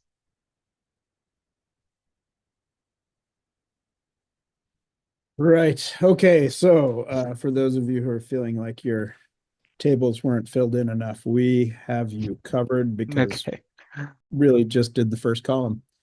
After a series of moments of biblical wailing and wringing of hands and gnashing of teeth when we were trying to figure out how to understand such a huge topic, we did come together with some really, really good conversation. And Cameron suggested we continue the conversation, which was pretty lush, rather than trying to fill in cells at this point. So we did have good conversation for that first milestone, which is to develop and integrate curricula and resources. The topic of a centralized repository or resource came up, as it often does. But we also realized that there's just an immense amount of information out there, resources of all sorts, and that it was going to require that we survey the community in multiple ways to try to find out what's out there, where it is, and who knows how to use it, so that we could begin to share this stuff with the community. There was a good conversation about the fact that we also need to depart a bit from the top-down form of training and do more bottom-up training, because it's often those people who are in school still or early career professionals that actually know how to use the tools better than many of us who are old fogies in the community. We also, let's see, in that vein, we would hope that any training resources that we do develop and promote to the community are nimble and can be updated to reflect the reality on the ground rather easily. And we were looking for a wide variety of options, from sort of a strict accreditation to quick fix solutions for people across the spectrum. For our second milestone, which is the honing of career pathways, there were sort of two primary topics we discussed. One was that what we really could use in the community was a set of clear and achievable competencies, that it seems to vary across region or topic or discipline. And that as a part of that, when people are actually seeking skills, we were hoping that we could find ways to make the acquisition of those skills something that's transferable, so that if they wanted to, or if they needed to, given the state of hiring these days in our line of work, they could disappear and go to a Google or another entity of some sort, and those skills would be just as usable there as they are in the work that we do every day in museums and zoos and places like that. And then finally, finding ways to incentivize training. We talked some about gamification, which is not an uncommon strategy. We were trying to figure out how to make all those gold coins that you might achieve real. So if anybody has any thoughts on that with the gamification of things, please let us know. But we also talked very much about the idea that we want to encourage the community, and in particular employers, institutions, to do more to recognize the achievements of people that they have both in their employ already and those people who are volunteering or working in their orbit, and those things that they manage to put together, learn, and contribute to the community. I think that sums it up well, but we'll be revisiting this sheet probably frequently over the next many months and years. Cool. Thank you, David. All right, group 5, which was tackling mechanisms for addressing inequities in data access and policy to ensure the ethical use of data with respect to the legal considerations surrounding data sovereignty?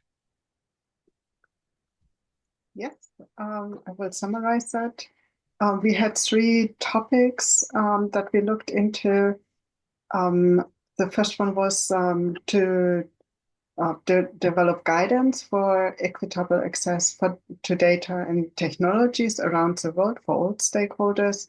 The second topic was about international standards and recommendations. And finally, it was about data protection.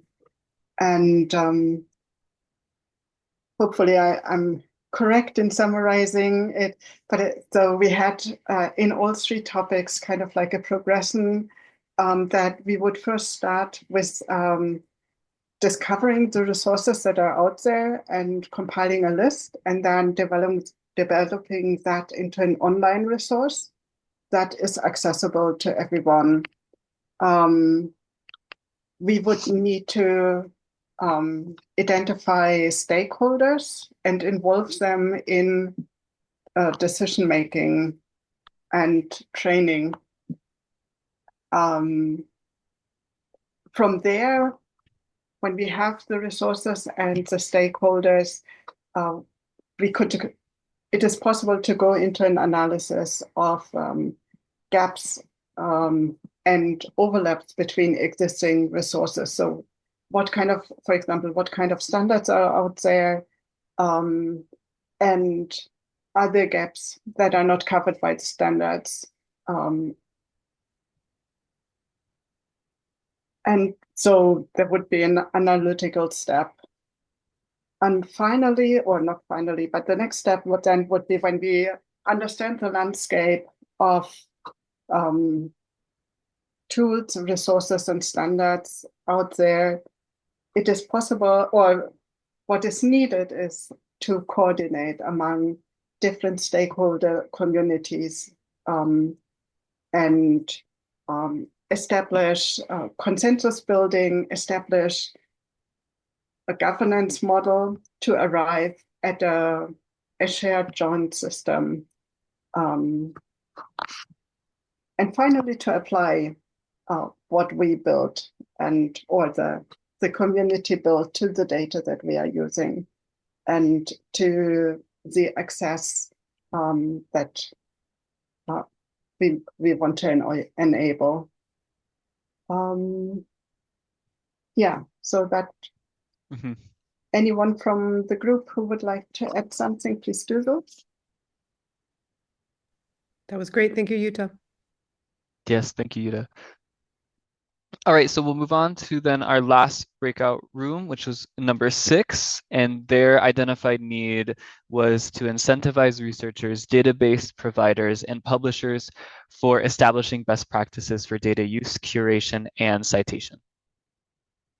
Great. So I'll be summarizing that group's discussions. And overall, we thought about making it easy, providing certifications, trainings, and examples, addressing needs at multiple levels and scales. And when we talked about multiple levels, those could be levels such as individuals, university organizations, funding agencies, journals, or communities. And then for scales, it could be different scales such as having simple universal principles or more domain-specific standards at a deeper level, or scales like moving from 10 lines of data all the way up to 1 million lines of data, and how you broach those different levels. So these milestones were for establishing best practices, and our first one was how do we incentivize participation in the creation of fair data. So we train, or these were the summarization of what we discussed. So encouraging others, training and certification on why and how. And for examples, we used ambassadors and more broadly outreach, balancing with open decision making, providing support and community, making it easy and cheap, and then again, addressing at multiple levels. Our second milestone was developing standards for the creation of tools that integrate data across domains. We discussed agreeing and defining goals, being flexible and revisiting regularly, soliciting feedback early and often, understanding the historical standards and standards making processes, planning for the future, bringing in non-biology experts, and non-biology is my own wording, so I don't want to exclude any computer scientists here, but an example of this would be bringing in people who have developed these standards or who have addressed these problems in disciplines or areas that we might not traditionally bring in, and then forming communities. And then our third milestone or set of whatever this is, whatever level this is at, is develop a culture of standards for appropriate citation, attribution, and annotation mechanisms of data across domains.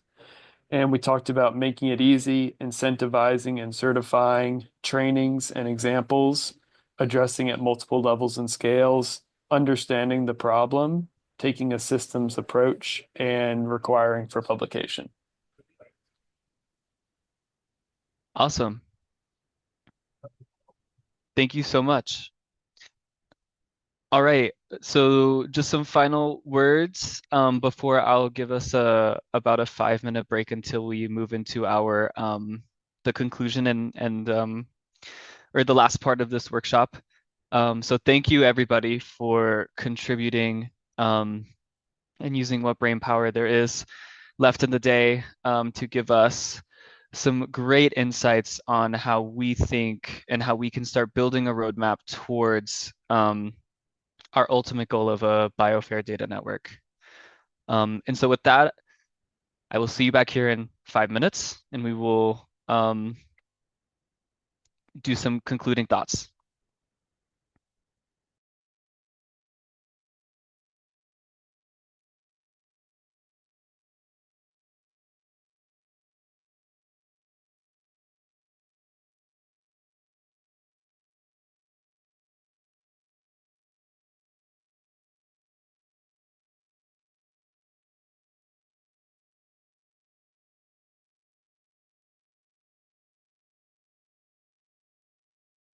Right, are we ready to get started up again? All right, let's do this.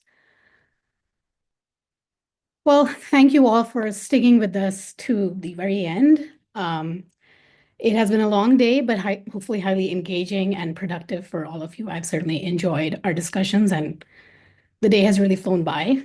But we are now going to kick off our concluding session, which will be just about half an hour more.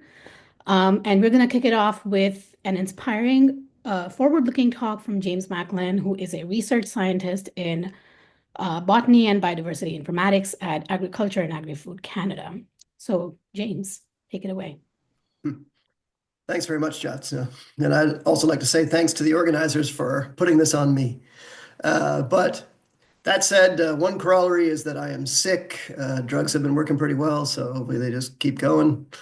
But I'm going to talk about a project that I co-lead that comes from a federal line of funding out of the Genomics Research and Development Initiative. It's been running for over 20 years. And this one's called the Genomic Adaptation and Resilience to Climate Change, or as we call it, GENARC. And I think the interesting part, the reason that I was discussing this with the organizers is that it sort of embodies all of the listening sessions, all the aspects that we're talking about here are sort of built into this very large and somewhat complex project. So we are federal agencies trying to work together. This project is heavily focused on genomics and genetic data. There is a clear One Health component. We're leveraging ecological, climate, environmental data, and of course, we need the informatics side to foster the data analysis towards the publication of our findings. So I hope you enjoy the ride. Okay, next slide.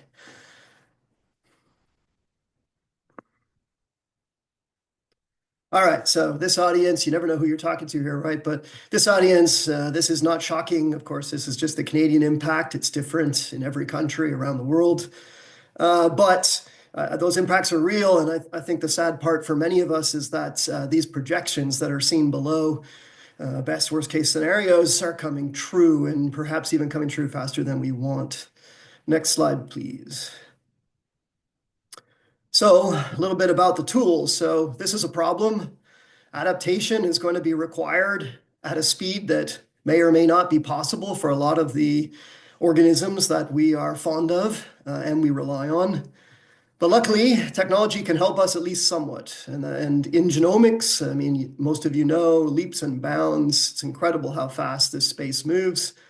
But now that we have sort of access to these genomes, genomic tools, we can look more clearly at sort of what we've used as traditional ways of analyzing and looking at change, add in a genomic component to that, to the benefit of improving our models. So we can predict this, what we call maladaptation, due to this, the sort of impact of climate change. Next slide, please. Now, this project is interesting in a sense. So a lot of the money in the bigger entity, the initiative, just goes to federal departments to be innovative in genomics. They decide what that is. They have their own mandates. But a few years ago, there was some wisdom of the higher ups to say, well, you know, there's some things we just can't tackle by ourselves. Each department can do little bits, but some of these things are bigger than us. And so these 8 federal departments bound together and tried to do something that was bigger, and that is to work across our expertise and to tackle these larger challenges. And this is the 3rd round of that. These are 5 years each. This is the 3rd set of projects. The other one running at the moment, which is also the One Health stream, is antimicrobial resistance. So we have a large project running on that as well. But you can see there's over 160 participants, not just federal, but also many universities, and certainly expanding far greater to other types of stakeholders in the sense of end use. So being able to pass on what we learn for mitigation, for instance.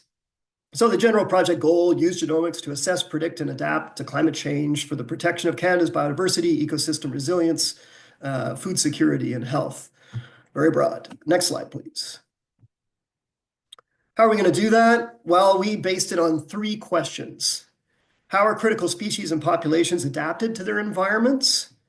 And to do that, to look at that, we're going to quantify genetic diversity and culturally, economically, and ecologically significant species and populations. You can see why we sort of target those. Is this relationship changing in response to climate change? That's a monitoring aspect.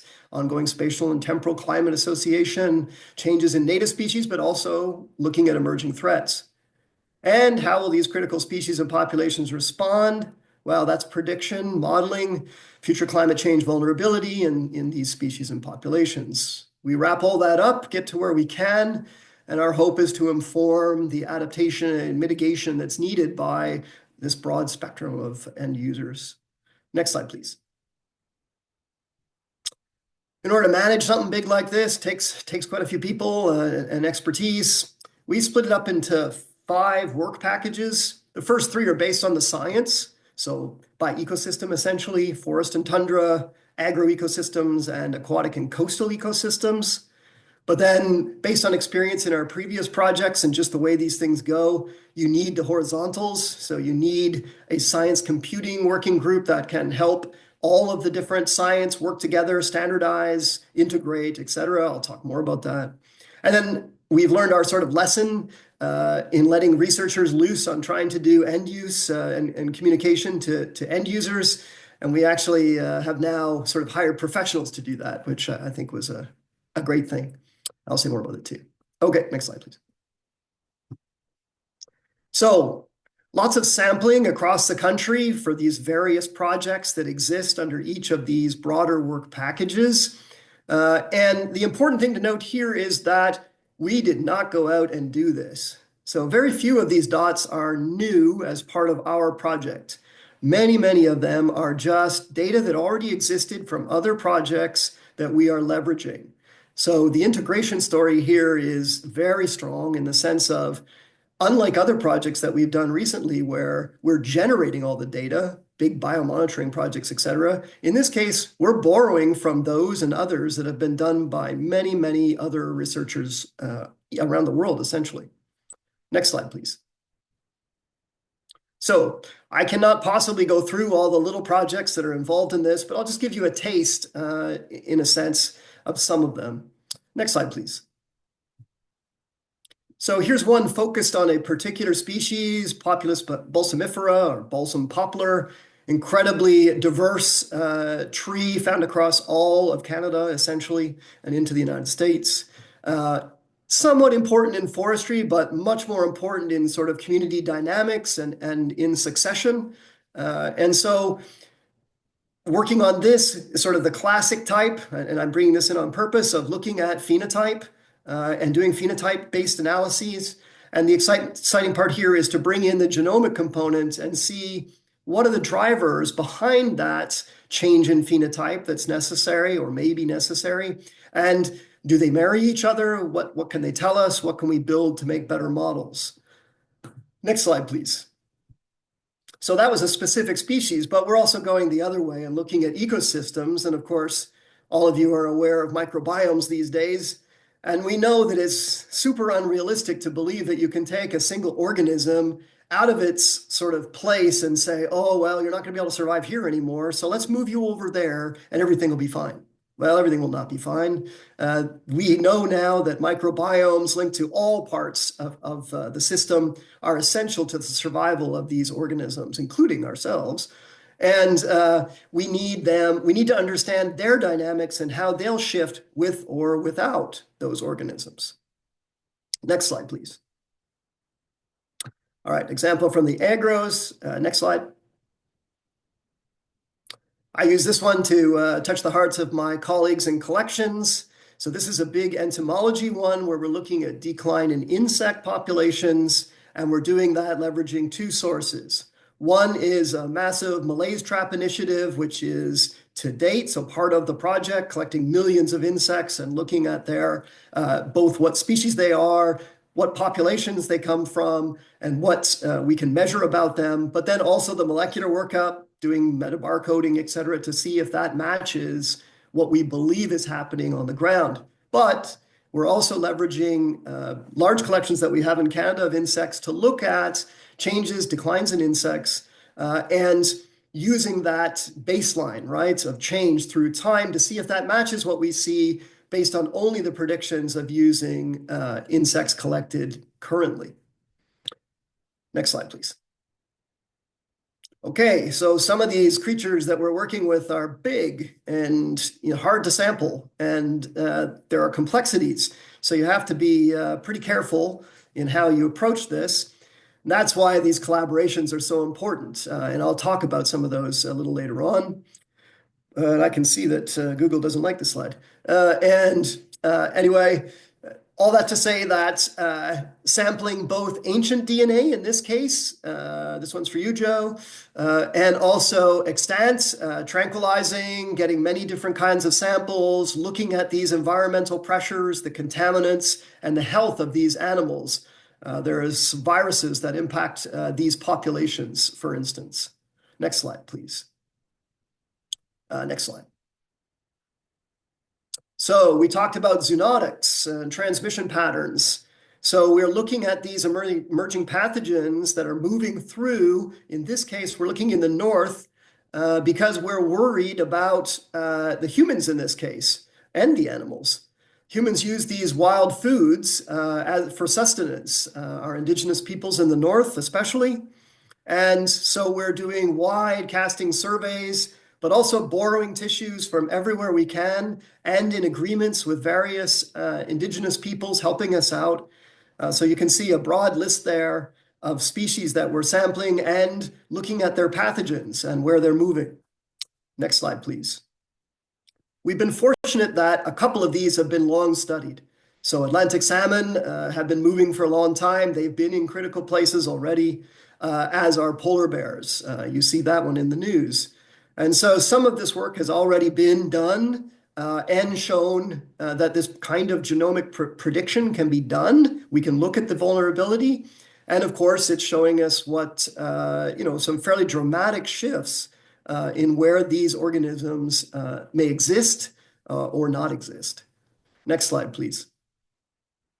So how do we process and integrate all this stuff? Well, that's a great challenge. One, we have a great team. So we actually hire people to help with this. We're not relying on each research unit just themselves. They do have varying support, but we actually have a sort of group that are the bioinformaticians and infrastructure experts to help us with this. Next slide, please. So the first part is about data management and integration. We needed to have a system that can keep track of these very diverse types of samples. And fortunately, we've been working on that for a few years now, looking to replace a sequence database that we've been using for over a decade. And our new one is called DINA. And I'll talk a little bit more about that in a second. But one of the things we've been able to do is move past that legacy system and incorporate the data from our old projects in the sense of data continuity to be used in the new projects. So that's a win-win. And we've been looking at ways to help researchers do things more quickly. For instance, building in exports for templates for NCBI, the SRA, and the SRA. Next slide, please. So in the case of DINA, we were really focused on having a flexible model that could deal with all types of samples. There's some serious challenges there, but we think we've done a fairly good job. And we maintain sort of a provenance chain between objects and the processes that those objects go through in time. So sampling and subsampling through time, but also try to maintain a connection to the analyses and the products that come from using this data. And of course, have to have the kick to all the standards bodies here that data integration and this kind of work isn't possible without all of these great, mostly volunteer work done in these standards bodies. It underpins everything we do and it allows that integration. Next slide, please. Of course, you need some horsepower. We're lucky that we could buy into a federal service that provides high performance computing. So we did that. We've been taking advantage of GPUs as well. Many of you know, not just on the AI side, but also other heavy genomics processing, highly numerical. And our storage, you got the red line there. We keep blowing past our storage and having to do sort of manage our users in the sense of keeping their quotas down. And that's a whole nother story. Next slide, please. And of course, the tools and tricks and pipelines that we need, some of which already exist, and we leverage them heavily. And we build workflows, and we contribute to those workflows in environments where we can. And of course, like everybody, we have a GitHub site. Everything we do, we try to keep in the open. And these days, we try to produce workflows using things like Nextflow or SnakeMake so that they're repeatable by others. And we try our best at doing good documentation practices so that people can pick it up and run with it. Next slide, please. This was a really interesting thing that we had to do, and that is, those of you who are familiar with climate know that there are many different data sets that are openly available for climate layers in order to do analyses. They're listed there. And all of them are vary, right? They vary by resolution, they vary in quality. And so at a continental scale, it can be that some are better than others in different places. And so we had a postdoc go through this, look at them all, produce some standardized climate layers for us, and publish a little bit on what he found in the sense of the disparities of using these different groups. But the essential part of this is that we want to, in our bigger scale analyses, we want to work across these organisms. And to do that, we have to have standard layers. We have to have standardized data across these climate and environmental layers. So that is our hope here. And this is now openly available for anyone who is interested in it. Next slide, please. So, we talk a lot about FAIR, and FAIR is a challenge. And in our house, FAIR is a serious challenge. We look across and we see most of our research, in the zeros, level 0 here, it's lab-based. And so a lot of what we tried to do is bring people a little further ahead in a big project like this to think at least into level 1. How can what I do in my lab be standardized and benefit others? How can I be more open? What can I do to contribute? And so we're working towards that level 1 with the ambition of level 2. Some things we do will be a little bit level 2-like in the sense of actually being fair, but I think we probably all understand the challenges there depending on the types of data and what we have done so far. Next slide, please. So, when you look across big projects like this, there's a lot of moving parts. You move from sort of collection and aggregation through processing, you get results, you publish. Keeping track of all that is a serious thing. But we've done the best we can. We have some tools we're more than happy to share. And next slide, please. One of the things that we've started to think more about is data continuity. So, like all of our good silos in various, not just the Fed, but all over the place, we have these great projects. They last 5 years or more or less, and then they're essentially abandoned and we move on to the next great thing. Of course, we lose knowledge there. We lose data. We lose track of what contributions could be made with the data that was there in moving forward. And so we tried at least a little bit to move our data forward from the various projects we've done in the past. I showed you a little bit about that. And, are we there yet? No. And do we have real sort of challenges? Yes. So I'm being honest at the bottom there saying, does the government of Canada have a place that big data can be put that is open if we want to contribute it? And the answer to that is no. Do we have other resources that are open? And of course, we benefit greatly from those that are international services like NCBI, which we talked about today, and many others, GBIF, of course. But, we really need to do better, especially with big data, to be able to give not just slim profiles. So a lot of services were restricted, right? We can't say everything we'd love to say about the data. Sometimes there's good reason for that, but often not. So I think that's one of our bigger challenges moving forward. Next slide, please. Coming to the outreach and communication part, like I said earlier, we decided to actually hire someone who would lead this for us instead of putting that burden on me and others, which has been great. We produced some simple fact sheets to give out to the public and put on our website. And we've really benefited from sort of having that point person as a way to sort of engage stakeholders, find new stakeholders, and work with all of these various researchers who really aren't too used to being engaged with, sort of that end state. They're used to research. They're not so used to engaging end users and what those end users even could benefit from. Next slide, please. And, as a final piece here, we really value our Indigenous engagement. We had a great talk about that earlier. And there are many components to this. Certainly, we've benefited from samples that they've been able to provide us because we are working in the north, and that is incredibly difficult as fieldwork goes. But telling stories and building relationships, we are doing some training for the young people on molecular techniques. And the end goal here is to sort of co-create communication products on these wild foods, risks, and sort of health in general. Next slide, please. Finally, I'd just like to say thanks to the crew, the 160 or so who are part of this big project. Couldn't do it without the leads. It is a lot to keep together. There are many challenges, but we're excited, and we still have a couple years to go. So we'll be contributing more as we make progress. Next slide, please. And just a thank you to everybody for giving me the time, and I look forward to our discussion going forward. Thank you, James. Any questions for James? That was a great presentation. Thank you.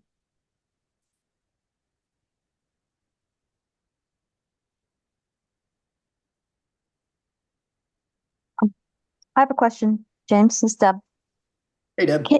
What do you think about, I was intrigued by the last example you gave about hiring people to help you do the communication part. And it was interesting to hear you frame it as an end state. And I think I would encourage thinking about it as another opportunity to engage people in a more of a circular conversation, right? Like to integrate them into that responsibility conversation that Daniel was, there you go. Thank you, David. Yes, that Daniel was sharing with us. It instead of, or rather than, yes, it's an endpoint. You acquire knowledge and you assimilate it in a way that then can be shared with a broader audience. I get that part of what you meant by end state, perfectly clear. I'm suggesting that that's also a really key opportunity. I think you're voicing that engaging with those experts at that level gave you an opportunity to reach an audience that would either possibly been difficult for you to do, you don't have the time, or they also have skills that we need at our table to do that well. And I think it's another opportunity for us to take on engaging that sort of scientific sci-art communications people. So thank you for sharing that example. What do you think about that? Thinking about it as not just end state. Yeah, no, I agree. Maybe end state isn't the best word there. But it's interesting. So we have an advisory board, and one of the people on our technical, like sort of our overall project advisory board, has a background in sociology and forestry, and works at UBC. And we had our first sort of engagement session with those people after, I think it was after our second year, and just going through, telling them, oh, this is the great things we're doing, da da da. But, she very quickly said, well, what about the social aspects? What are we, what's that engagement like? What are you doing? And as much as I was proud to say, well, we've learned our lesson, we have this communicator, engager person, that helps us, because researchers, it's not really, well, for some of us at least, it's not really our bag. And it's also, highly time consuming and important. Highly. And so we've actually had sessions with her now and sort of learning and thinking about that social process and engagement. And so that's been really valuable. And I encourage others, to reach out. There's certainly people in our community who have been saying that for a long time. And I've seen that action now, which is really cool. So, I think it's hard in a sense, we think about it as the research and we stop there. But there's so much. And these projects, what's interesting, these projects are funded with the impetus of end use. Like they really want the products to mean something, right? Because that's why they're spending public money on, to do this. Sure. So, yeah. Thank you.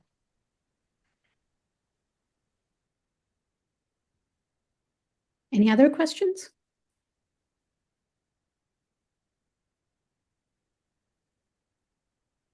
All right. Well, if not, thank you, James. We will spend a few more minutes, if you can just hang in there for a few more minutes, on discussion. So for this concluding sort of last few minutes, what are, I'd like for us to kind of think about, what are some possible next steps to make progress on the needs we've identified as part of our road mapping session. We have the start of a roadmap, excuse me, with several needs and milestones identified. As an immediate next step, we will of course summarize all the discussions from today, as well as collate the information we've collected during the roadmap discussion. But we've brought together this impressive community of experts to work on this effort. And what can we all be doing to keep this momentum going? And one of the ideas that the BCoN team has floated is establishing working groups that are focused on specific parts of the roadmap, perhaps. These working groups could strategize to, think about, how do we work on these various identified needs?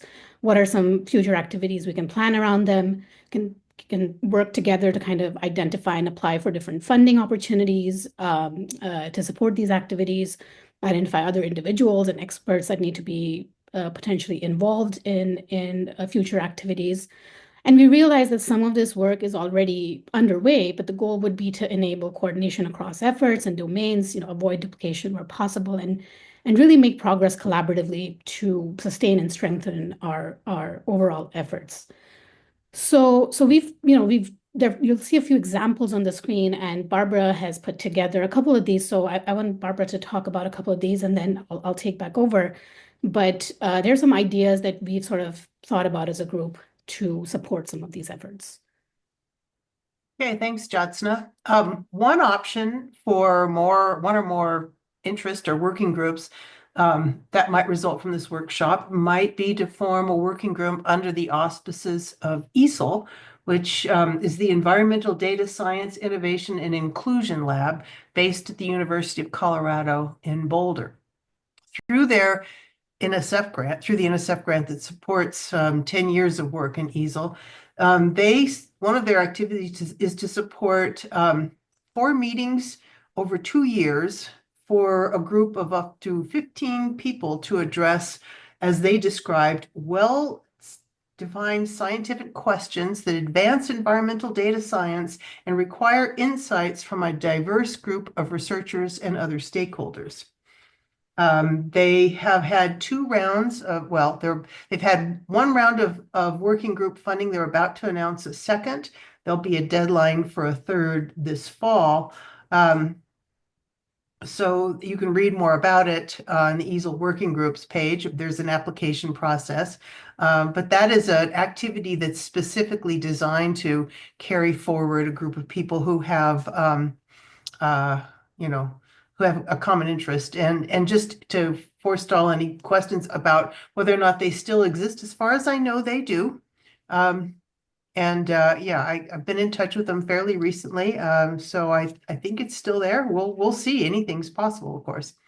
A typical venue for organizing such a group is at the EASL Innovation Summit, which they hold every year. It's been held the last 2 years in May and will be so again. And this group, it provides travel funding and meeting space for something like 200 people to have preliminary discussions that could lead to the formation of a working group, and then also give you a chance to find additional participants.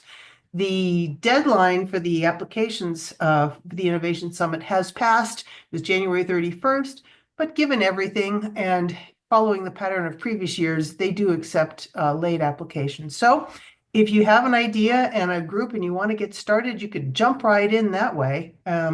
They are very supportive of our activities. EASL staff have been involved in this project and are well familiar with it. Next slide, please.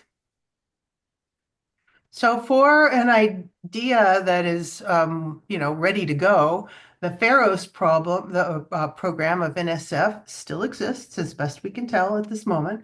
And this would be an option through NSF for continued work. Based on the activities listed here, it would seem to be an excellent fit for next steps in a BIOFAIR project, or pursuing one or more of the ideas that came out in the road mapping session. Though the annual budget cap suggests that the activities would have to be skewed towards sort of talking and trialing with existing infrastructure rather than building a lot of new infrastructure. But the opportunity does still exist, and certainly seems like a good fit. Okay, that's it for me, Jyotsna. Thanks, Barbara. And with respect to sort of building infrastructure, this might be a good opportunity. So this the mid-scale research infrastructure program at NSF supports the design and implementation of research infrastructure, which includes cyber infrastructure, large-scale data sets, and personnel. And that sounds sort of perfectly suited for some of the stuff that we've talked about.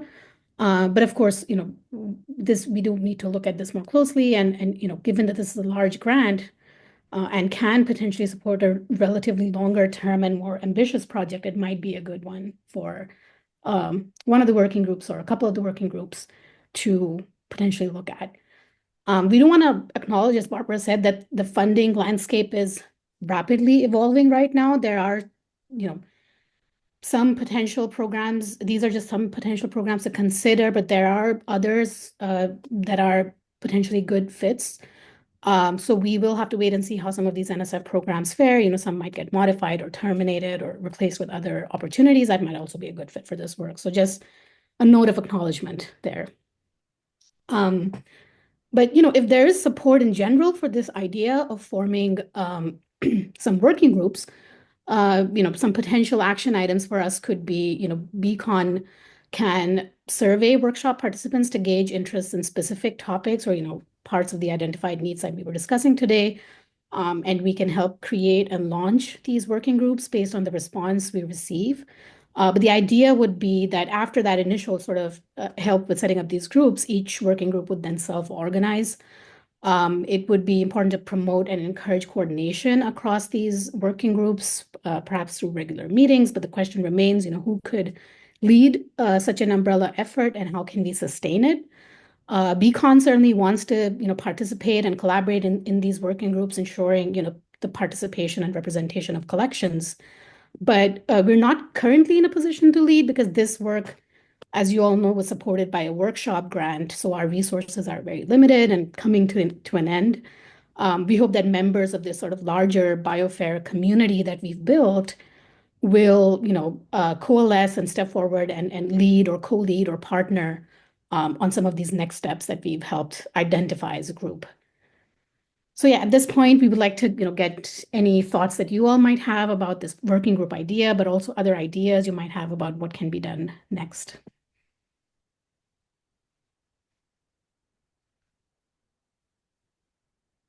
Deb, go ahead.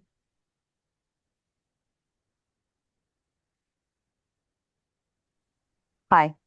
I'm also interested to amplify what David said.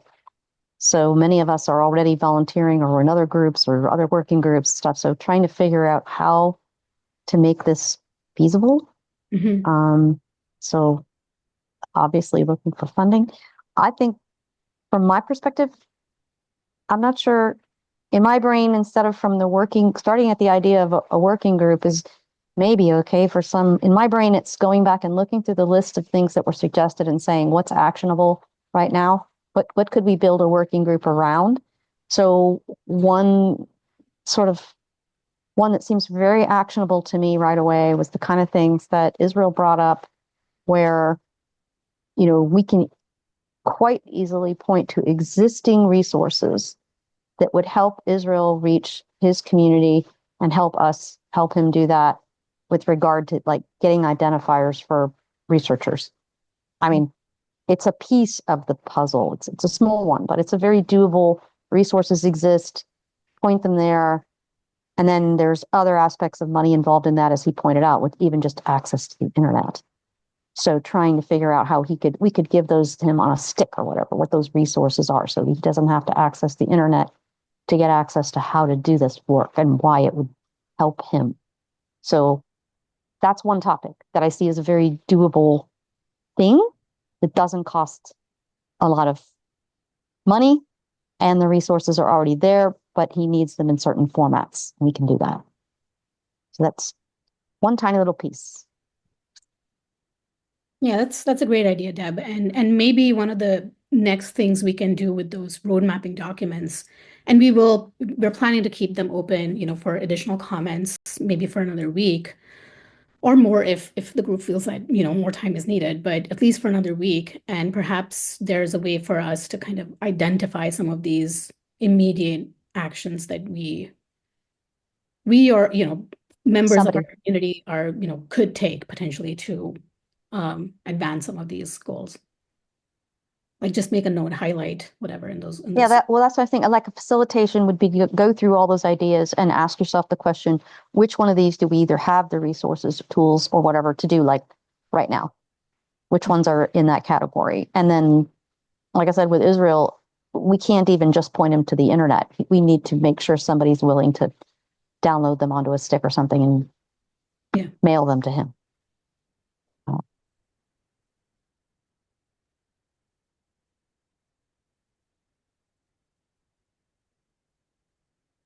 Other thoughts?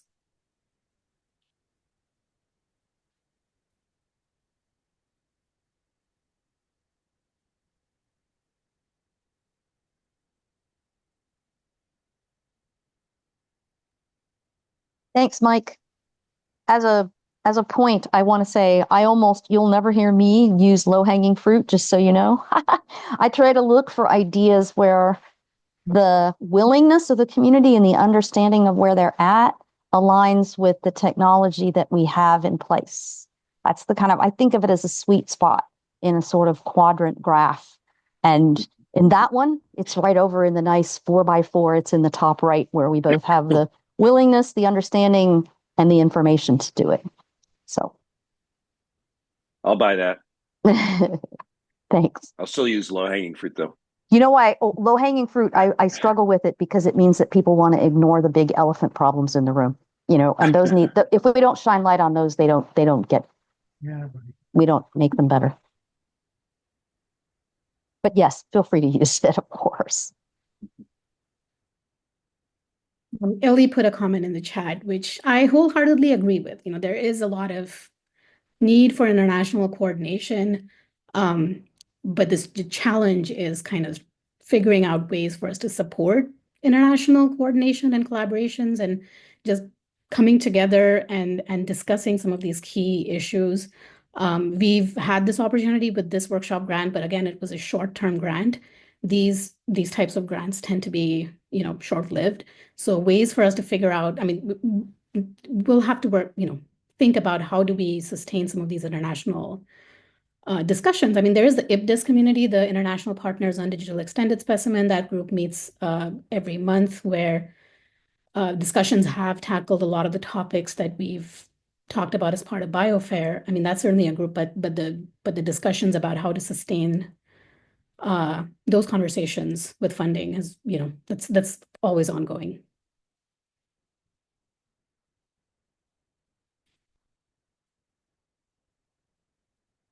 All right, would anybody like to offer any other thoughts?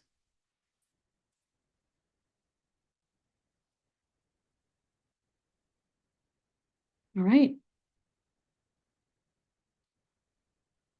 So we are at the end of our program. Thank you to all of you for the engaging discussion and your contributions to this effort. There's a lot of work to be done, and as a start, we will be putting together all the summaries, the final report, the roadmap documents together into a polished product. But of course, we will reach out to you before finalizing anything for your final input and comments. But as I mentioned, we'll keep the road mapping documents as well as the stakeholder list. That's something that we hope to keep online on the BCoN website. It's something that can be a living document, and we can keep adding to that list. So that, as well as the roadmap, we'll keep the road mapping documents open for another week at least. And at the end of that, we will pull together all that information, share it with everybody for any final thoughts, and then finalize this. So the sort of the end, the project technically ends at the end of July. So that's our deadline that we're working against. So we'll have, hopefully we'll be in a position to wrap up all of that and also be in a position to think about some, immediate next steps and actions that we can take as part of this BIOFAIR project. But you will be hearing from us soon. And before we adjourn, I just want to acknowledge that all the hard work that has gone into this project and the meeting today. Huge thanks to our steering committee members seen here, but particularly our early career members who've not only been a valuable part of the team, but have really led the planning and execution of this workshop. And as you've all seen today, a lot of effort goes into planning a program like this, and this young cohort were really on top of things and kept the rest of us on task. So kudos and congratulations. And finally, I'd like to thank NSF for funding this effort, all our key domain representatives who provided valuable input along the way, as well as our speakers today for their excellent talks. And of course, none of this would be possible without an engaged group of people who've were willing to participate in these discussions. So thanks to each and every one of you for putting your time and effort into this effort and for sharing your thoughts with us. Thank you all and have a great day.